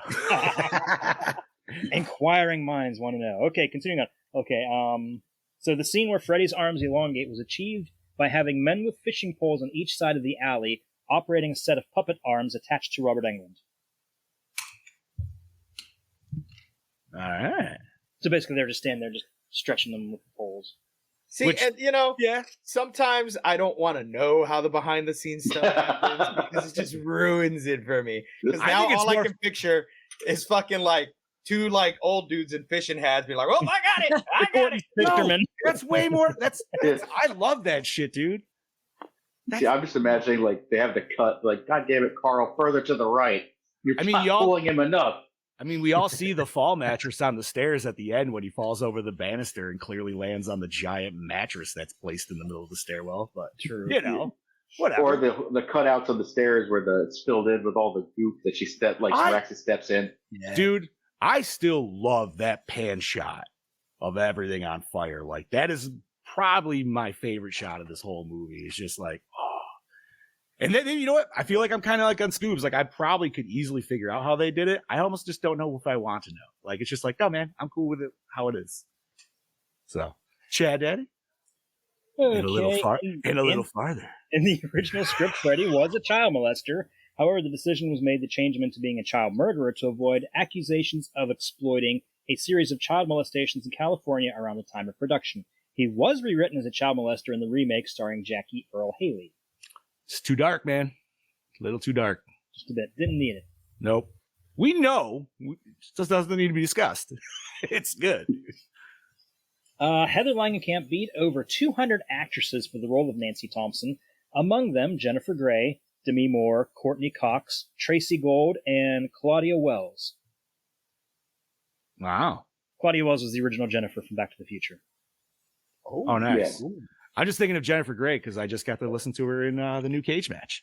I'm trying to picture Courtney. Oh my God, Cox. how was that? Yeah, I was picturing Courtney Cox too. It was pretty solid. I still think the first one and Snowblind are the best. This one was weird, and I'll gladly discuss with you guys after the fact if you want to talk it in like nerd news. All right. Fuck yeah. Wes Craven first came up with the basic idea for the movie from a series of articles in the LA Times over a 3-year period about a group of Southeast Asian refugees from the Hmong tribe, several of whom died in the throes of horrific nightmares. The group had come to the U.S. to escape the murderous reign of Pol Pot, and within a year of arriving, 3 men had died, all in similar situations. The young, otherwise healthy man would have a nightmare, then refuse to sleep for as long as he could. When he finally fell asleep from exhaustion, he woke screaming, then died. Autopsy results revealed they had not died from heart failure, but had simply died. It was this inability to find a cause of death that intrigued Craven so much. Medical authorities have since called the phenomenon Asian death syndrome, a variant of sudden unexpected death syndrome and Brugada syndrome. Weird. So there's like, if you're an infant, if you're like an Asian infant, you're fucked, bro. Like, Jesus Christ. Yeah. Asian infant death syndrome, AIDS. Holy shit, dude. Oh! I wasn't even trying to go there, but Sorry. I was just thinking like, man, dude, there's the fucking SIDS, and then there's that. Jesus Christ. Well, I mean, hey, at least they get a month. AIDS has been around long enough. It's fair to joke about it now. Oh, yeah, dude. It's 22 and a half years. Once it hits 22 and a half years, that everything can be laughed about. We can laugh about it. Yep. That's the joke. The original glove was later used in A Nightmare on Elm Street 2, Freddy's Revenge, and was also seen hanging on the wall of the work shed in Evil Dead 2. Yeah. This was in response to the use of the Evil Dead on a television screen in this film, and part of a continued banter between directors Wes Craven and Sam Raimi. However, when Wes Craven loaned the glove to the Nightmare on Elm Street 3 Dreams Warriors set, it got lost, and is rumored to be in the possession of Robert Englund's agent. Bitch. Somebody stole that shit. Steph sent me something about Supernatural. I'll have to look that up later. Did they? So, yeah. That would be a crossover episode, dude. Freddy on Supernatural. Oh, the Winchesters would fuck him up. Please. I know, but I'm just saying, like, I would like to just see. I always love how the intros of those shows pop out because those are always like the best and like they like get you know what I mean. So I want to see what they're gonna do with just full on like what they could do Freddy aspect wise. Set the pace. That's what I want to see. Because yeah, you know they're gonna kick their ass, dude. Like something's gonna happen to it. But... it wouldn't even be a very long episode. I just feel like Freddy would at least dress like Dean at one point to like fuck with him. I don't know why.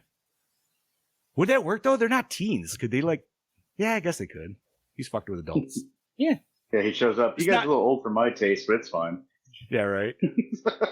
Still cute though. Yeah, exactly. All right. What else we got, The Chad? inspiration for the character of Freddy came from several sources in Wes Craven's childhood. Fred Krueger was a schoolmate of his with whom he had shared a paper route and who had bullied him for several years. Oh, In Last House on the Left, Craven also used this experience as inspiration, calling the villain Krug, which, if I remember correctly, we were not too kind to that movie. Dude, that movie sucked. sucked dick. It was awful, and I would never recommend it to anybody. And I think that was a Bobby pick, wasn't it? Yep. Yeah. Yep. And we'll never forgive him.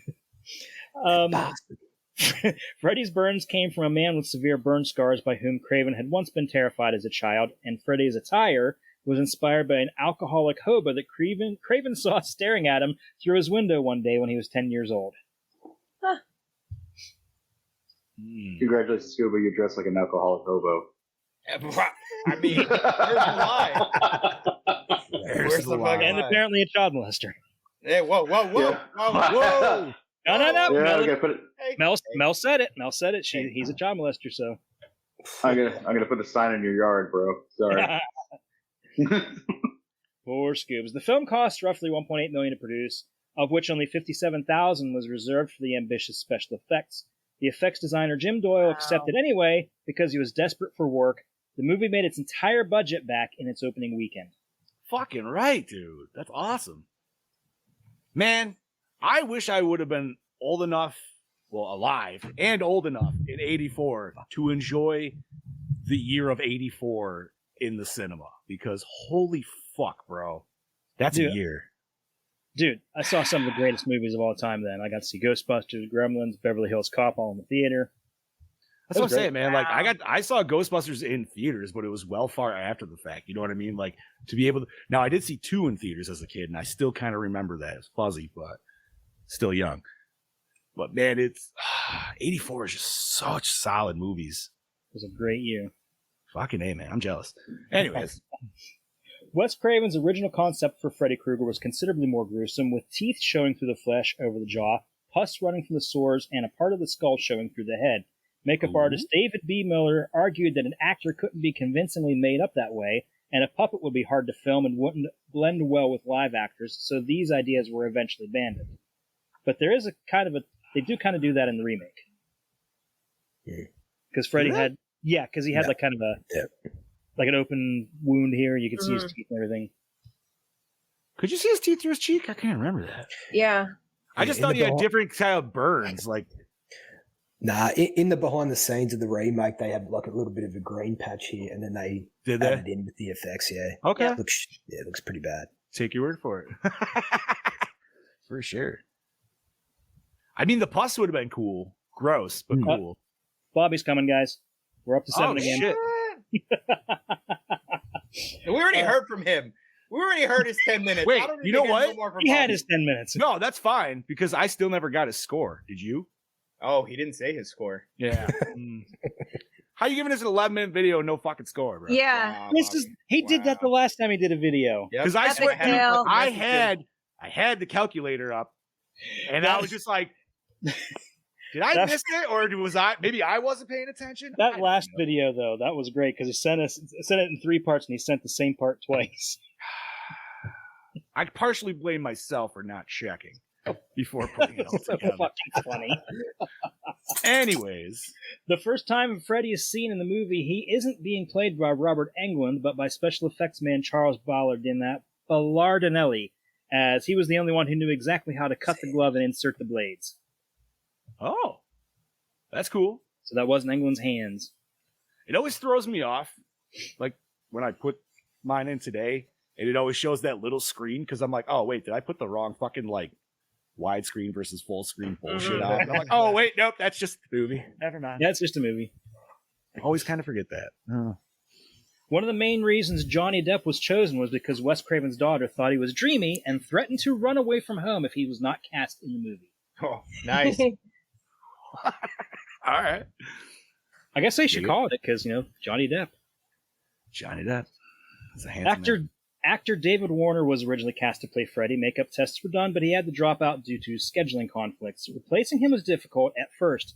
Kane Hodder, who would later better be known as playing fellow slasher icon Jason Voorhees, was among those who Wes Craven talked with about the role of Freddy.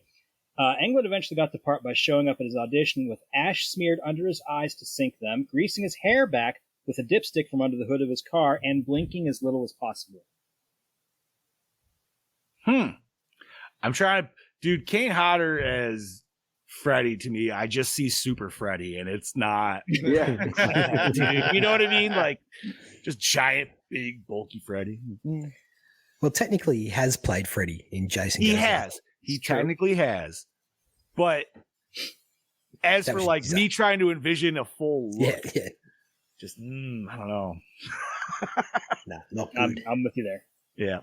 The sparking glove effect seen throughout the movie was achieved by attaching the glove to a car battery. The famous scraping noise was created by scratching a steak knife on the underside of a metal chair. Fuck yeah.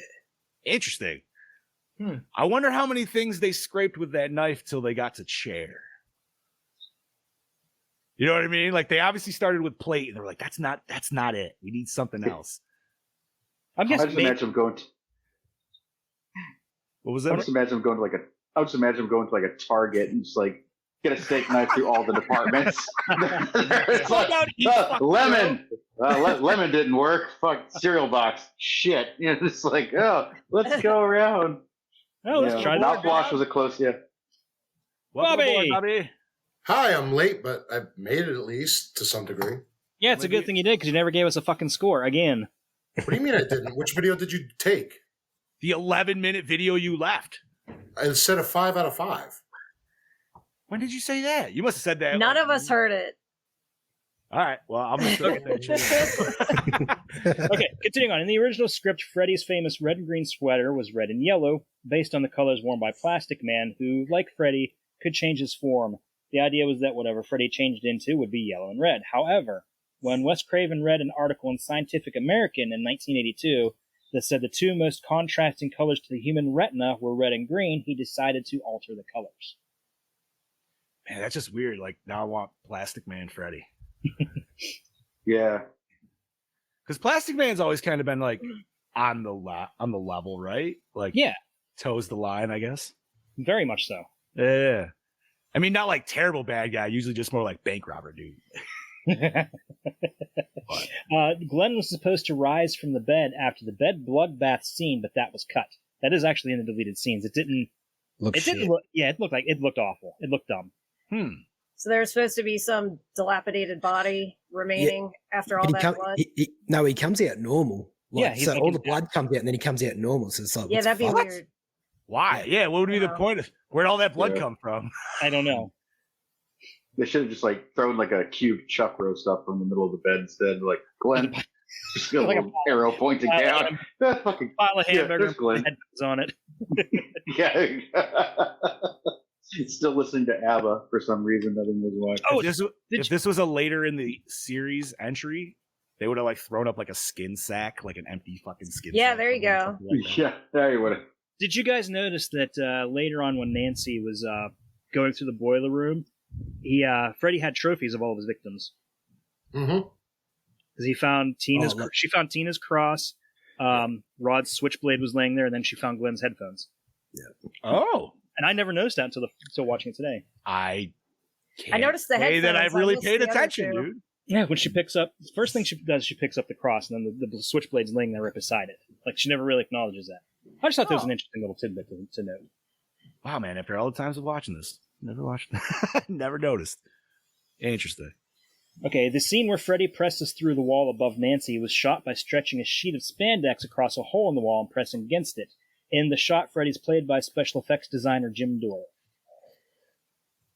Nice. That's probably my favorite shot in the whole film too. I was gonna say it's like my favorite effect. It's so cool, and it's not anything like super over the top. It's just, but it's very creepy. Yeah, it's incredibly creepy and very effective. What happened? No, I'm just fucking with. I'm fucking with views because I'm seeing like what works the best. But I think this one, honestly, in this movie, Nancy is shown watching The Evil Dead as she struggles to stay awake watching it.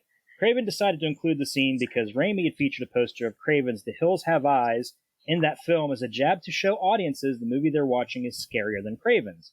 As a response to Craven's in-joke, Raimi showed Freddy Krueger's glove in the tool shed of Evil Dead 2, and later in Ash vs. Evil Dead in honor of his passing. Mm-hmm. Nice. I don't know if I saw that episode of Ash vs. Evil Dead. That second season? I couldn't tell you. Hmm.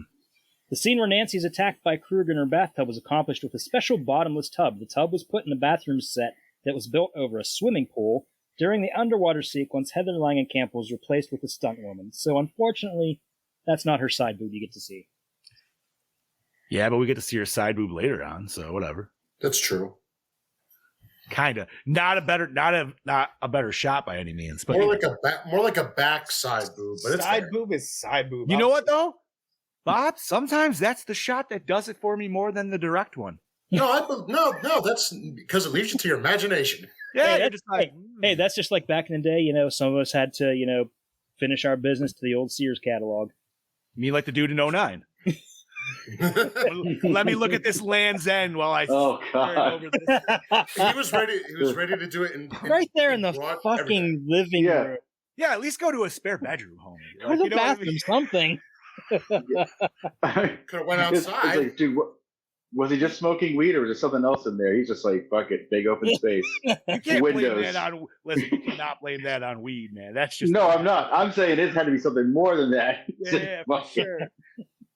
For sure. Okay, moving on. Charlie Sheen, John Cusack, Brad Pitt, Kiefer Sutherland, Nicolas Cage, and C. Thomas Howell were all considered for the role of Glenn. Nick Cage For is Glenn? Yes. Charlie Sheen got turned down because he wanted $3,000 a week and they didn't have it for him. That was a laundry list of actors, bro. Holy shit. But there's only Now one. I'm imagining him. I'm imagining Well, see- Nick Cage playing Elvis Right. playing Glenn. See, I'm imagining Nick Cage playing Freddy now, and I kind of want to see that, but I could see that. No, all I could Fucking think, weird. all I could think of was those old Yeah, AI weird. prompts I did with Nicolas Cage as Dumbledore, and it turned out fucking epic. now you got to do Nick Cage and Oh, Freddy God. Freddy Krueger, man. Like, I know. what would his Freddy be like, dude? Especially nowadays with how he's at and shit, dude. That'd be. I don't know. I think you'd want to Would steal it the be decoration neurotic of Freddy? still. Would it be good? Would it be bad? Would it just Yeah. be weird? I don't, On a similar level, and I don't know why this just popped into my head. Just picture Christopher Walken as Freddy. Oh fuck! Come I to wi- I Fred. wish I what could do era? his What voice. era? Christopher Walken.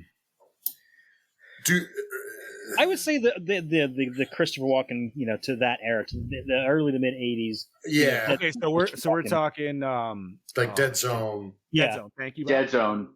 Okay. I mean, I don't think it would be a terrible fit. He wasn't in his weird little shtick thing at that point. No, he wasn't doing the I'm No. Christopher Walken. Like, Yeah, he wasn't putting having random the periods in pause. his. Yeah, he wasn't. I'm surprised it wasn't Sam Neill. They make him crazy and everything. It was supposed to be Sam David Neill. Warner. We Sam touched on Neill that. as Freddy would probably be really good. Couldn't Just be give any me Kevin Bacon. couldn't be any worse than The Possession. Yeah, but his acting in that was still solid. Just that movie sucked ass. Like, I'm not He gonna does blame touch a Sam kid in Neill. that film, so I'm not gonna blame Sam Neill for that, dude. Like, I feel like he still Yeah. brought what he needed to bring. Sam He Neill always gets does. an all-time pass for Event Horizon and In the Mouth of Madness. I'm That's sorry, true. because he's great in both of them. yeah, in Mouth of Madness. Mouth Fuck Madness is fucking amazing. Uh huh. Man, Sam Neill though would be a good. He'd probably be way too old to do it now, though. Like, Fuck yeah. although Kevin Bacon. Kevin Bacon's wanted to do it, and I know that's always like barked up. That's always been a tree that's been barked up the last like decade or so. If you'd seen his performance in The Woodsman, you would understand why he would be perfect for Freddy. Is The Woodsman a horror movie? What is that? Nah, it's a drama about an ex-pedophile that gets released out into the everyday life, and it's an interesting film. I'm not saying that it's one for all, but if you'd Okay. seen his performance in that, you could definitely see why he would probably play a really good Freddy. Gotcha. Okay, solid to know. The Woodsman, you said? Yep. I'm gonna look that up. All right, Chad Daddy. Okay, more work was done for Freddy's boiler room than made it into the film. The film crew constructed a whole sleeping place for Freddy, showing that he was quite a hobo, an outcast and reject from society, living and sleeping where he worked and surrounding himself with naked Barbie dolls and other things as a showcase of his fantasies and perversions. This place was supposed to be where he forged his glove and abducted and murdered his victims. Okay. All right. I mean, naked Barbie. Makes sense. Naked Barbies. Freddy's sweater usually has 8 or 9 stripes across his body. However, in the original, he has 11 stripes and none on his sleeves. This was because he was originally supposed to wear a sleeveless sweater vest in early makeup tests, but David B. Miller didn't like the put and put the vest over a red long-sleeve sweater. Oh. Ah. Okay. So it's not even a complete sweater. It's Nope. 2 pieces. That's even weirder. But if you look at it, it's like, wait a minute. You don't even notice. Yeah, but like, how weird would he look with a sweater vest, dude? He's just like, I know. I'm thinking about fucking Rambo. Like, look at these arms. You know what I I'm just mean? thinking about sweater vest Freddy. It's kind of like a little bit of Cliff Huxtable. He probably would have had like a long sleeve shirt underneath or something. Yeah. That's Would what it be like a dress shirt? Yeah, I think it would have been like a dress Collar. shirt because he's already wearing the brown slacks, so it would have been maybe like a white long. No, I think if sleeve you're putting him in a vest, it's got to be the Marty McFly vest. You put him in one of those, and then you say, Yeah. "What's up?" God, that way that would burn to your body. Oh. Ooh, that In would, In the end scene, the top of the convertible comes down faster and harder than expected. The expressions from the actors and actresses is real. Nice.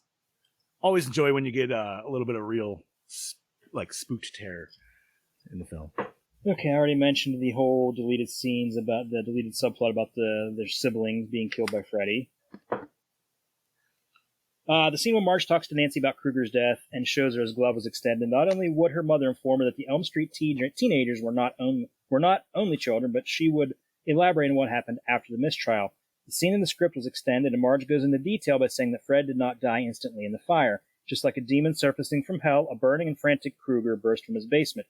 As the flames consumed him, he threatened the parents and swore revenge. As Marge confesses to Nancy, it was actually she who took a gun and shot Fred, delivering the coup de grace.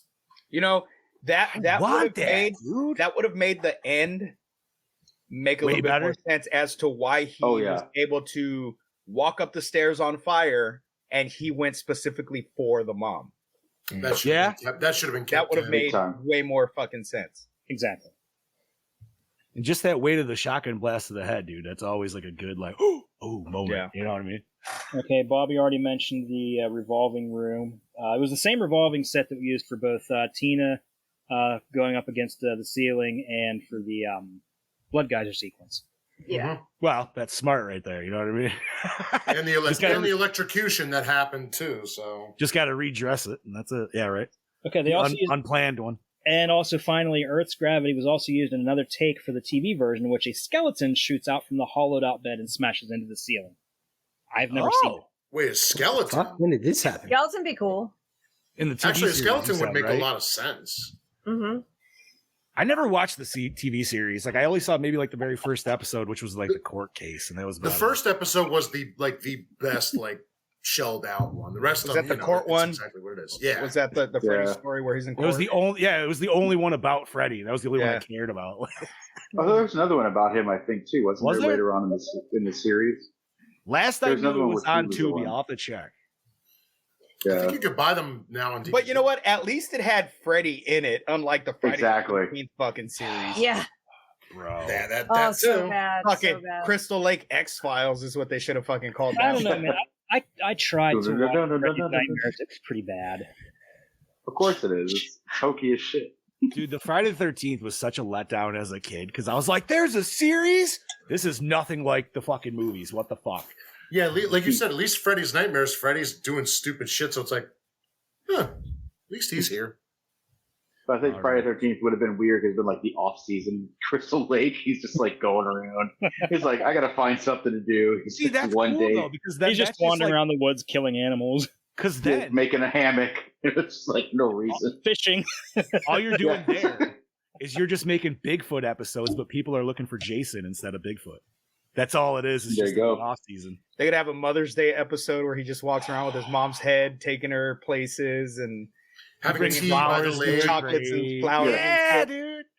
Yeah, Father's Day is just crying. Mom. Yeah. Arbor Day, Jason. Yeah, totally different. He could pop his one eye out and be like, "Here, Mom, I have an eye for you." You know. Oh, so we actually have a comment here. It didn't pop up, but Billy said Freddy's Glove was in the season 1 finale of Ash vs. Evil Dead. So Nice. okay. Thanks, bud. All right.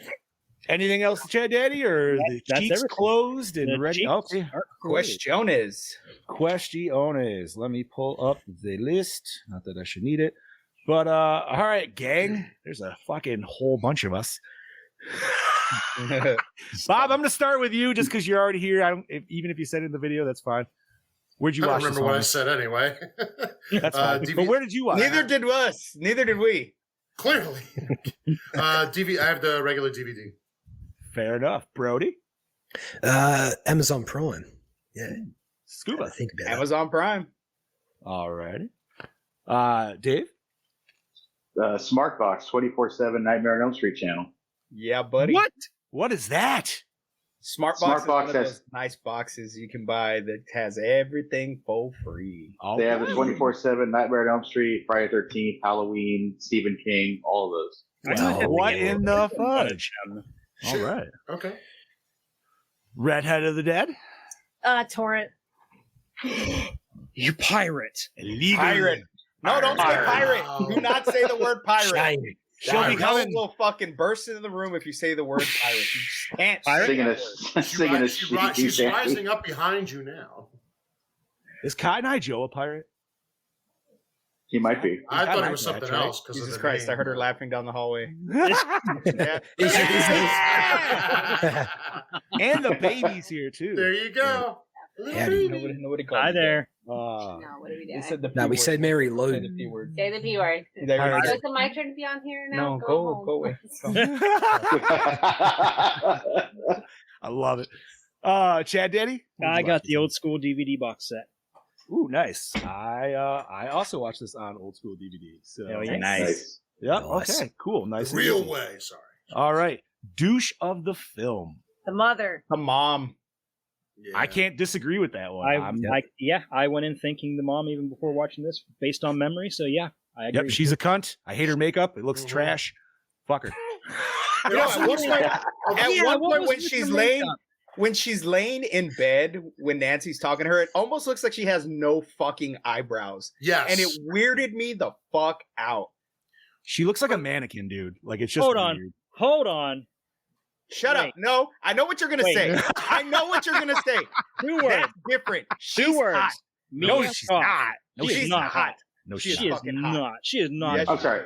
Yes, she is. No, Thank she's you. not. Yes, she is. Thank you, Dave. Yes, she is. That's a no. Nope. Can't do it. Heather, what do you think? If that's what hot is, then Freddy Krueger was just so smoking throughout the whole movie. Ooh. I mean, obviously. Well, technically, Oh. that's I said right. the mom. But we got a No, honorable no. mention. What? Okay, go ahead. Go ahead. You got to honorable mention the cop who's ignoring Nancy when she's screaming. Oh, the from secondary house. Oh dude? yeah. Oh yeah. Maybe I should go get her. Maybe I should go get her dad. But no, what do you think? We were discussing Mia Goth. Hot or not? Who's Mia Goth? I can't picture it right now. Who's the chick X. in X, X and Max. Pearl and Pearl. Infinity Pool and all that. She'll That's probably the look hot in picture. Maxine because she's a fucking porn star and that. I just want to see it because Halsey's in it, and I love Halsey. So. No. Kevin Bacon's in it too. Oh hell yeah! Really? Yep. Is he a producer? Is he a porn Probably. He's producer? probably the I could director. see that. Yeah, I could see something like that. Yes. All right. Everybody say who the. I think they we got all the. Yeah. I actually, I was saying it was the mom, but it's also a tie for me. The mom, and then Rod wearing a fucking leather jacket with no shirt like a dickhead. So I think That's fair. You know what, man? Listen, it's a bold move Oh, because you God. know Chafage is going to be involved. So Oh, that's yes. kinda- Yeah. Sure. The skinny chick? Yeah, she's not pretty. Wow. No. I don't know, man.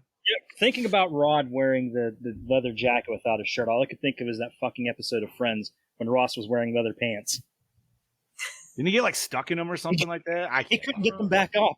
Oh he, yeah. He sat down to take a shit, couldn't pull them back up. Brody, did you say yours? Oh no, I agreed. Yeah, the mum, she was a smug cunt lying there on the couch, and I was like, I fucking hate you. This is also a prime example of how did you get custody of her again, you alcoholic? Yeah, exactly. Yeah. Just the fact of how much she just, and granted, I understand Nancy's definitely coming out of left field with some crazy accusations at this moment, which is hard to take, but she's just so dismissive of her daughter. Granted, obviously, because that's the boozing too, but yeah. All right. Well, she throws away the hat.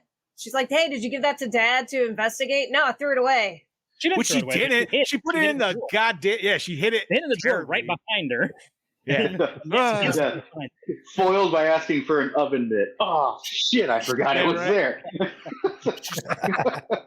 Wait, if the hat's here, what did I throw away? Yeah. She's also just so prepared around the house with a bottle of vodka everywhere. It looks like it's Malibu, bro. I don't know what the fuck she's drinking, but it looks gross. Yeah, I was wondering. I was hoping one time I didn't see the label because I couldn't tell. Yeah, like, you never saw it. She's just getting drunk on the creme de menthe. Just walking around. Ugh, gross. Alrighty, gang. Brody laughed like he'd been there. I have. I fucking have. Vietnam flashback. Favorite kill. Favorite kill. Glenn. Tina, actually, for me. I'm gonna go Yeah, Tina. fucking Tina. Tina. Yeah. The build up. Tina, that was so intense. Tina's was fucking brutal, and I like Glenn's is cool. Like Jim Rock's a fucking great fucking kill, but I just feel like Tina's is more. Tina's is intense, brutal. dude. Like you actually feel. I feel like you feel for her because you see her suffer through it. Versus yeah, Glenn's like, oh, it's the hole. It's way more visceral than Glenn's to me. Even though, like, Guys Are Blood, awesome. However, she's struggling, literally can't fight or attack her. No one can help her. Dragged up a wall. And her dude's there, like helpless, just watching it happen too. So like in his. Yeah. That's right. literally the kill that grabs you by the balls and said, "This is totally different than what you've ever seen at the time." Exactly. Now, granted, we didn't have a lot of kills to choose from, and I don't think any of them are really a bad choice. I mean, you guys make a strong argument, but I'm sticking with Glenn. No. Glenn's is one of the ones because those two are definitely the most memorable out of any of the other ones in this film, for sure. Oh yeah. Yeah, I mean, if you say Nightmare on Elm Street kill, the most iconic one's going to be Glenn. I mean, that's everybody always. That's what most people go to, just because A, it's Johnny Depp, and B, it's like Guys Are. Right. Yeah. All right. Best scene. No, fuck. For the face press against the wall for me. That's my favorite scene. That was solid. That really is. Loved how they did it. Hated how they ruined it in the fucking remake. Yeah, that was horrible. I know I said it, but the moment from the camera pans up to Tina's window to the moment after her death, that whole sequence is my favorite. All right. Mine is the booby traps. Ooh, yes. Booby Heather. traps. High five. That's where I was at too. I'm gonna say the whole opening section. Ooh, I was gonna go with the booby traps, but for me, the part that I loved the most was when her mom comes in and she's trying to get Nancy to go to bed and takes all the coffee and everything out of the room. And as soon as her mom walks out, she whips out the backup coffee maker. I love that part. Already made pot of coffee. I saw love that and that. I said, her mom would have smelled the fucking coffee. Come on. Yeah, I thought that too, but Her she mom- might not have because she already You already had had all that one. stuff in there. Already had She might one have. and drunk. I was gonna say she's definitely hammered at that point. Going, I found it. I'm good. Okay. Yeah, That's like true. I wouldn't be able to differentiate. Be like, wait a minute, it smells like there's more coffee in it. You know what I mean? Like, I don't. You wouldn't know because No, I it's just coffee. I love that part. Her whipping out the backup coffee. Does she have a triple backup just in case? Like one's in the closet too. I'm I willing to wouldn't bet be she does. surprised. Why is she just doing coke, man? It's the '80s. It should be able to be found. You know, that's gonna keep you up. You're in high school. I mean, fuck. Everybody's Bro, doing you it. telling me what's his name didn't come No, around? I'm there? saying they're Yeah, in high school. Yeah, they should have. Her dad's a cop. She could Yeah. go into the fucking Oh, shit. evidence room, bro. This wasn't in my notes, and I thought for sure I put it in there, but I might have glossed over it real quick because I skipped some stuff. But the dude playing Rod was going through a tough time, and was snorting heroin throughout filming. So he was high on heroin the whole time. The whole scene with him talking with Nancy in the jail in cell? jail. And Heather Langenkamp had no idea. She just thought he was that dedicated to the part. Oh, he sold me. Well, he even says it too. He's like, my life was horrible at the time. So he's like, yeah, that was not acting at all. Interesting. Brody, what was your favorite kill? I feel like you were silent on that one. Best scene. Or best scene, I'm sorry. Best scene, the whole lead up to Tina's death when Freddy's like, Tina, watch this. Cuts his fingers off. So great. And then she pulls his face off, reveals the skeleton, and then it cuts to the death scene. That whole lead up with the arms in the alleyway, just everything. Just the smile on his face for cutting off 2 fingers. The pure joy in his face is terrifying alone. He's like looking back at it. And he's like, check this shit out. Did I really just do that? I do love that little like jump from behind the tree. I don't know why. Yeah. It's always just like, woo, yeah. No, I would have laughed after he cut his 2 fingers off. He goes, ha, and they don't grow back, and he just goes, fuck. He keeps staring at it. He's like, shit. I don't need all 5. No, he's got a ready-made shocker right there. There you go. Yeah, right. Alrighty. Let's see. Worst I had to do that moment for a second, or like, scene. I Worst think moment it's or the sleep scene. center. It's like, Yeah, it's pretty bad. yeah, Yeah? it's slow, Yeah. it's boring. Yeah, the whole And scene where the mom's talking with the doctor was pretty. Yeah. And did anyone notice the electrode on her chin? Yeah. That I laughed so hard. Sorry, I'm just looking at everybody else's. I'll agree with that. Yeah, because that could have been that could have easily. But we do get her pulling the hat from the dream world.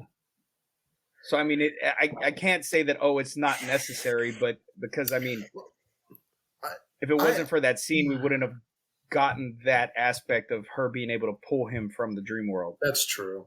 I mean, But they could have like had it that because happen. It didn't have to be at the sleep lab for that to happen. They could have put that anywhere.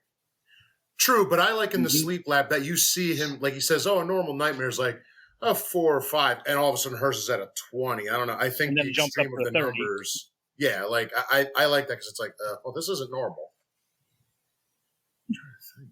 I'm gonna say the shitty scene between her and her mom in the kitchen when she drops the bottle of vodka or whatever the fuck she's drinking, just because the acting's so just kind of meh in that scene. Yeah, because the mom, I don't know. I don't like how the mom is acting. Well, it was both. It was both. It was both Heather and the mom's acting in that scene was just kind of meh. I agree with that one. It could have been a little more fleshed out. Did you have a worse scene, Bertie? What the fuck? Worst Oh shit, we doing worse scene, are we? Fuck.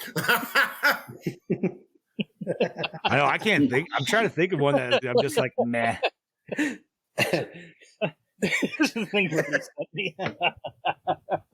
the guy on the floor? No. Oh. No. All right, let's see. Hang Worst on, I'll set it moment to or you, Scoot. scene. Worst moment or scene. It is hard. It is really hard to pick like a bad scene. I know, because there's not really any. Yeah. Like I would just say maybe the secondary cop dude who's just kind of annoying because it's like,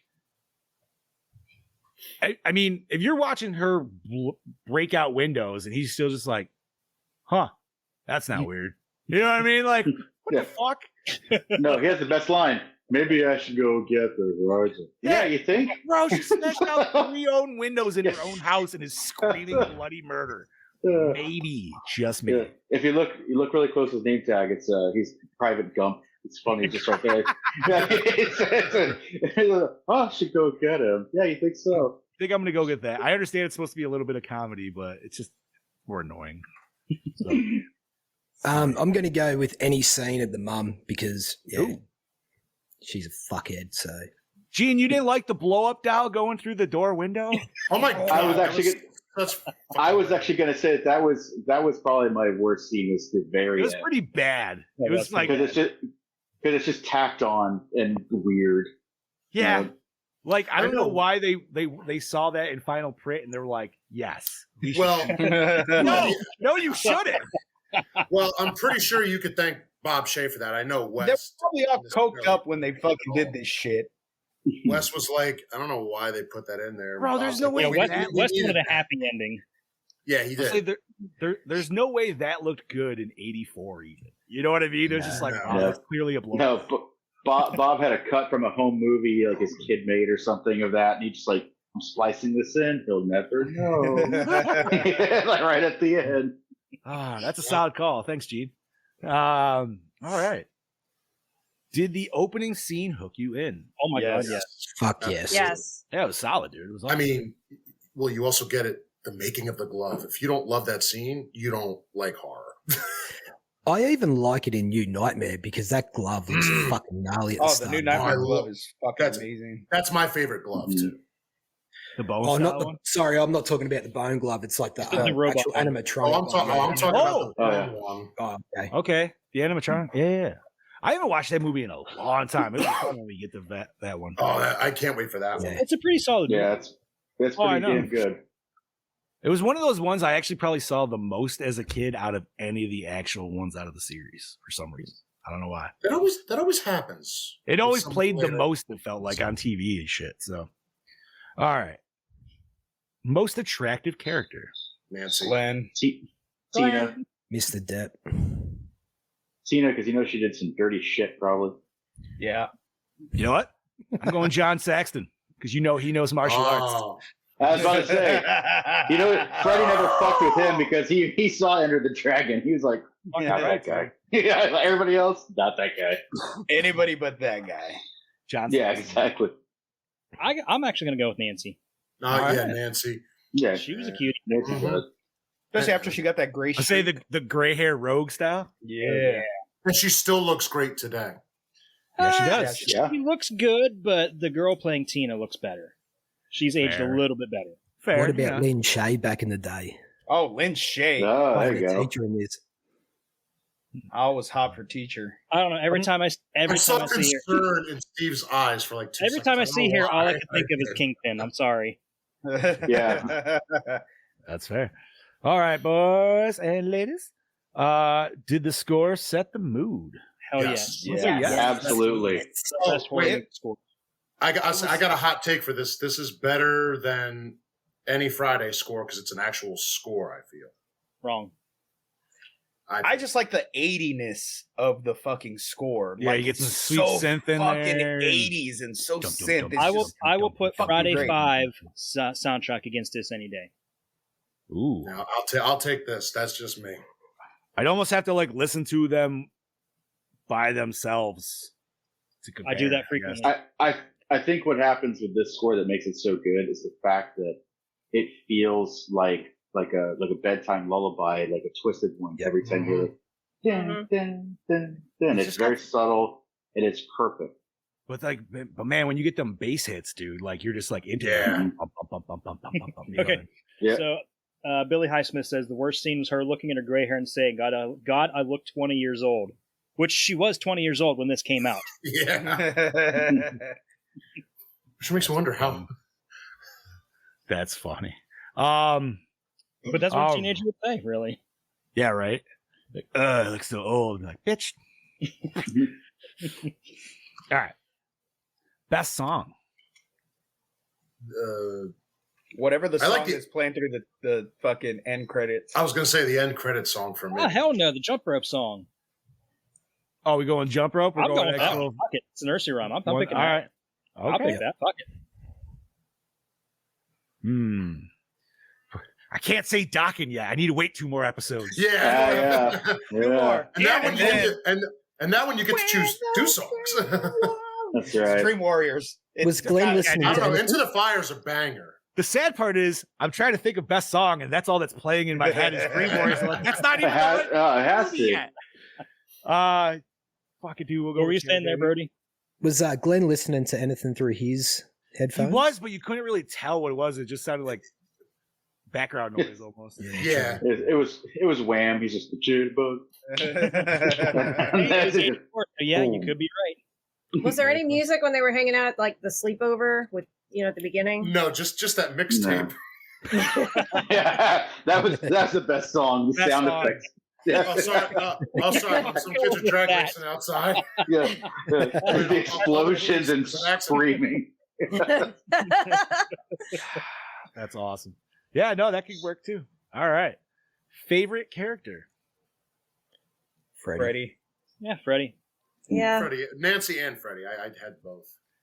If he wasn't an entertaining character, we wouldn't really care for the rest of the series. So I'm gonna have to go with Freddie. Yeah. Okay. Was it scary? Absolutely. Yes. Yep. Oh, big time. Absolutely. Yarp. I would say as a kid, first watch for sure. Mm-hmm. Does it hold up today? Very well. Yep. Fuck Yes. yeah, it does even Yeah. better than the Oh, fuck reboot yeah. in itself. Yes, it Oh is. yeah. Oh yeah. That's not even a thought. Okay, how is the acting? It was good for the most part, except for the mom. Yeah. Take the mom out, and you're pretty solid. Was her acting shitty just because she was supposed to be drunk? I'm hoping.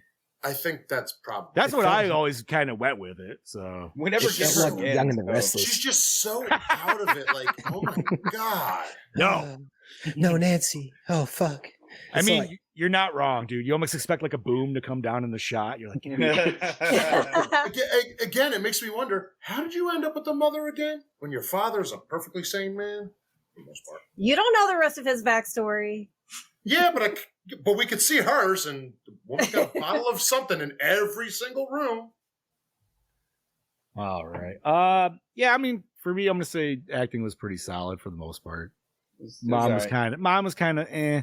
Nancy, even in a couple scenes, was a little like maybe questionable, but it's hard to tell. Being young, first role, and also supposed to be in a character in a weird mindset. Yeah. Okay. Did we like the cinematography? Very much Yes. so. Big time. Any specific moments that anybody wants to mention? The extreme close up on Tina's face when she wakes up from her first nightmare. Like super sweaty, like Yes. I love the corridor scene where the lamb runs down it. And Yeah. Tina's there standing in the background. Just With a the- silhouette of her. Okay. I'm actually going to go with the dream scene in the hallway, like with pulling the body bag. I was gonna say that too. That's always my That's so favorite. good. Yes. Yeah. That I'll is take always that. my hands down. Like the wall. best scene and favorite. Ooh. Yeah, and the wall. Also great Wow. cinema. Yeah. Such a simple fucking shot. Mhm. One of the coolest things to always do at a haunted house if anybody's just working with one of those walls. You know what I mean? Like it's fun, dude. It's perfect. It works so well. CGI ruins everything. Yeah. Oh yeah. 100%. All right. So cinematography is a 2 thumbs up all around. How do we like the premise, gang? Love it. Come on. Oh yeah. Absolutely perfect. Get out Love of here. it. Love it, and wish they would have kept the subplot of them having older siblings. And the Yeah. mom shooting Freddy. I want the mom to shoot the Freddy. I want at least that in there. I'll say, Yeah. I would like the full Yeah. story she had. But premise wise, yeah, fucking loved it. Yeah, Great. fucking- Yeah, I loved it. On the whole series, so obviously it was good. Sorry, John. I just have a question, and you might be able to answer this. Hopefully. So Glenn stays over at Heather's house, and she goes, "Wake me up if you see anything." Anything, like, yeah. wrong." So she goes inside the dream, and then she's walking down the road, and then she's like, "Glenn, are you there?" So is Glenn And in then the he- dream with her? Yeah. Or Yeah. is he, I think he's in the He's dream in the with her. dream world with her, which so should how have can been he wake her. her up? That should have been her first Yeah, that's- inclination that he was asleep, and Mhm. she didn't even catch that. Because I always thought Yeah. that too. Yeah. Yeah. Because he's like, "Yeah, I'm right here." It's like, wait a minute, how are you both in the fucking dream world? That doesn't work like that. Like, Well, it And also makes now- me go like, well, wait a minute. How'd you get behind that tree? Well, shouldn't she be like, "Wake me up now, then, idiot"? Like you're not awake, obviously. Yeah. I don't think she That's knew what she was sort of- asleep yet. You know what? This was 84. Okay. She should have said, "Wake me up before you go." Before you go. oh, That's right. Hey, copyright. Another Wham reference on the Gore N More podcast. Gee, I like that take. I'm gonna throw that up here. I always took the bad acting due to lack of sleep, including alcoholism. Fair enough. Solid. Okay. Alrighty. And was the climax satisfying? Now, where are we setting the climax here for this one? Is it her beating Freddy or the ending where Freddy pulls the blow up doll mom? The climax would be her fighting Freddy because that's where the film culminates. So from the scene of her. Oh, then fucking absolutely, bro. Yeah. I almost wish she adjusted the sledgehammer to either like lower to hit him in the balls or like higher to just like face doof. So I was thinking that. I'm like, dude, I wonder if somebody set up a hammer like that just high enough to smack somebody in the face. Oh, that would fuck you up. No, I know it would fuck you up, but would it kill you? It depends on the weight of the sledge. And only because it made me think of that shitty fucking Christmas movie we watched. There you go. But he had the pickaxe, which obviously that was like no, with the paint can. The paint can. Oh, the paint can came down and smacked. Sorry. I think you said the pickaxe, which I was thinking you're next, which was the ending of that. No, the sledgehammer will right to the face. If it doesn't kill you, it's definitely breaking your jaw, nose, or like, They do it in Leatherface 3. Yep. Opening scene. Oh, Sledge to the head. Yeah, but then they put old mate upside down, and then the little girl pulls the cord, and it comes down and whacks him. I would also say it depends on how much pressure, like how big of a spring she's got on that thing too. You know what I mean? If it's just using gravity, I don't think it would. But if it was actually like spring loaded, like how it looked like she had it, probably could. Yeah. I'm just laughing because when you said hit him in the balls, and I'm just imagining him taking a sledge right to the sack and just going, "Oh, the little Freddies," and falling over the banister, just right down to the fucking bottom. I just Freddies. Oh, boom. Done. I mean, like, yeah. I don't know. That's definitely going to take him down way harder. Kids he killed like swim out of his ball sack. All I can think. Now those things in Freddy's Dead or whatever. Those like dream demons. Oh my god! All I could think was the deleted scene from Freddy versus Jason, where Freddy kicks Jason in the balls, looks at him as no balls, homeboy. Oh yeah, I forgot about that. Yeah. Instead of peas stored in the balls, now it's going to be souls are stored in the balls. Just reference for Freddy. Yes. Alrighty. So climax was satisfying all around. Mm-hmm. I'm gonna say okay. Mm-hmm. Alrighty. Recycle, rewind, remake, or reboot. Rewind. I'm rewinding this shit. Rewind it. It shouldn't have been rebooted. At some point, they're going to reboot it. So. Yeah. I'm not saying they couldn't have rebooted it. I feel they just did it in the wrong vein of it, and that's the problem. Like they went too dark with it. If they didn't go so dark, I've watched that movie. I even hate to admit it, dude. I've watched that movie a solid handful of times because I was like, the couple more times I started watching it, I actually started to enjoy at least Freddy's scenes more. But it's still Jackie Earle Haley was good as Freddy. It's just the weight. It's just the weight of the gritty, gross pedo shit that you're just like, no, man, that's what drags it down. And there was a lot of missed opportunities and missed potential in that movie too. Yes, there is. They could have done some fantastic dream sequences, and they didn't. No, or don't use CGI. Stick with practical effects. Still make things look fucking cool. You know what I mean? They also, for Jackie himself, like that, the makeup he had was too thick. He couldn't emote enough, like we see with Robert. It was too thick. There wasn't much to see on Freddy. I don't know. I thought he looked fine and like sounded cool and shit. It's he looked fine, but like, I don't know. It just felt like there just wasn't enough of him through it. Like, I don't know, because we're all used to Robert Englund. He was able to come through it even with all of that on. Jackie didn't. It felt like. I mean, I always kind of took that up to different burn effects too, because obviously, like Jackie, way more like that smooth down. Like there's nothing really almost left. Yeah. So he couldn't really. You can't emote through that. Yeah. See that's why you looked alien. You know what I mean? Like what I would. They wanted it to look real. What I would love for them to do is do like a soft reboot. You know, bring Robert back as Freddy for one last movie. But you know, people have kind of forgotten who Freddy is. You know, it's been a long time since he has had a victim, so he's kind of like all dilapidated and he's kind of falling apart, and then kind of go the part 2 route where he has to take over somebody's body. Okay. So you get a new Freddy body, but it's still a sequel, you know, kind of like that's kind of body for him back through. That's kind of what I was saying earlier was the way that they could do it, bring Robert back just to show him as the initial Freddy. Exactly. But as we see people dreaming differently as he's entering people's dreams. He's a different person. Yeah, It's but a isn't that just the new different entity. Candyman? Pretty much. That's just the new Candyman.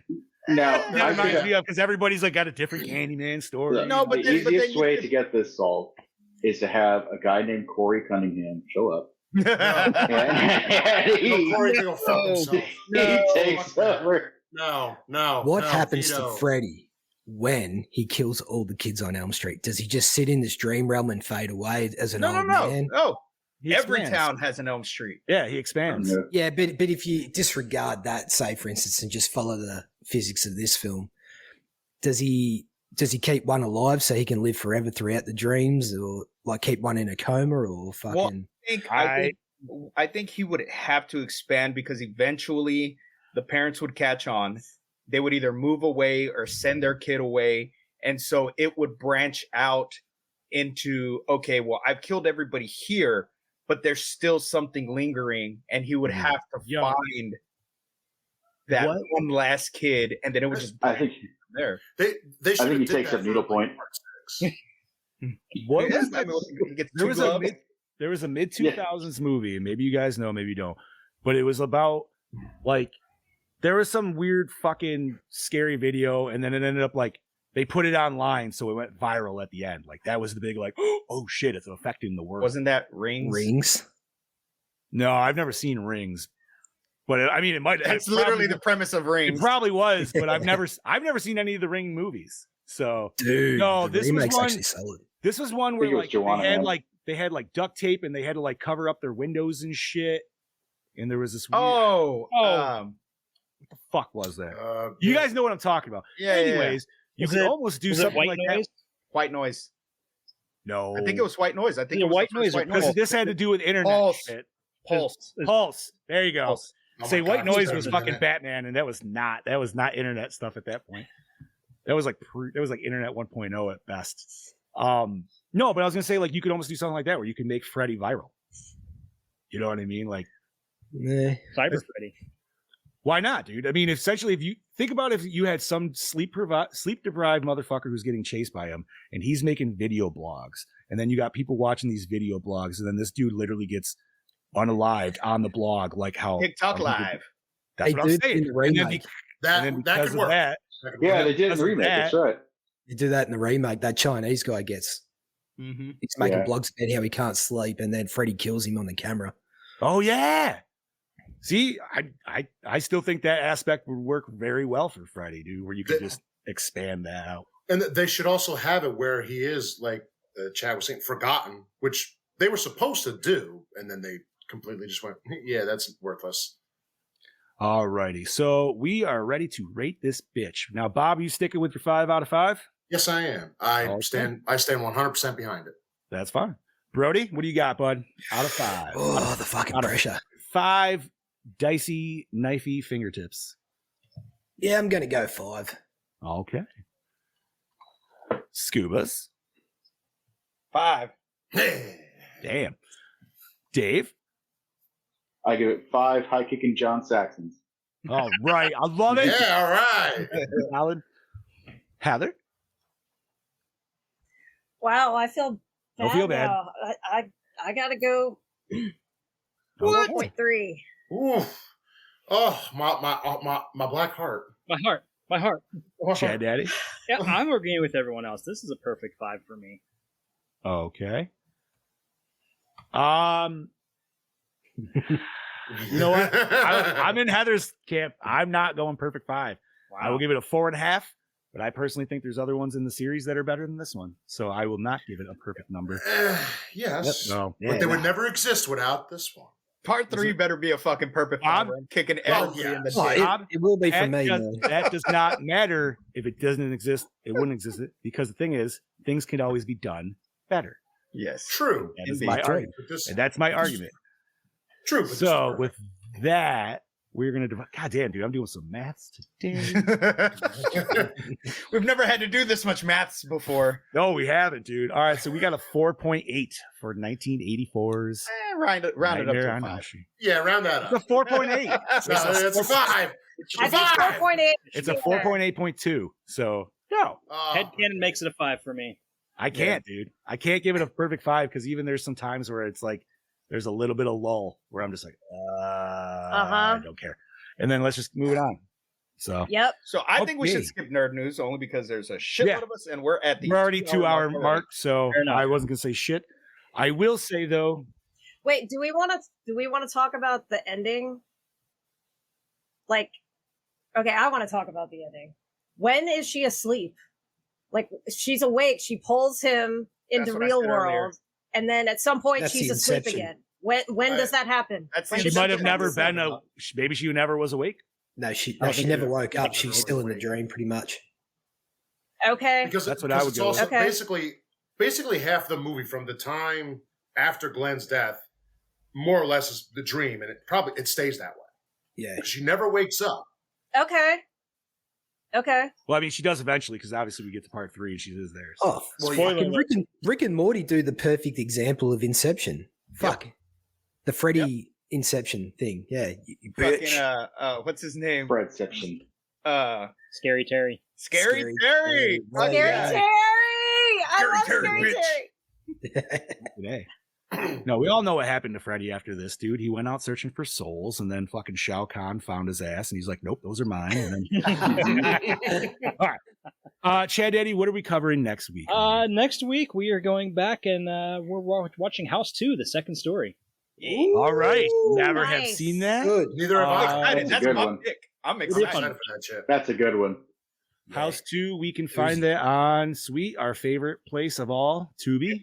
Also, or not Tubi. Pluto, Plex, Amazon, you name it, you got it. Sweet. Hell yeah. Alrighty. So, man, there's a lot of us today. You know what? Let's just do all one giant see you later, Gorehounds. Sayonara. Yeah. I'll give a whole big dating game kiss.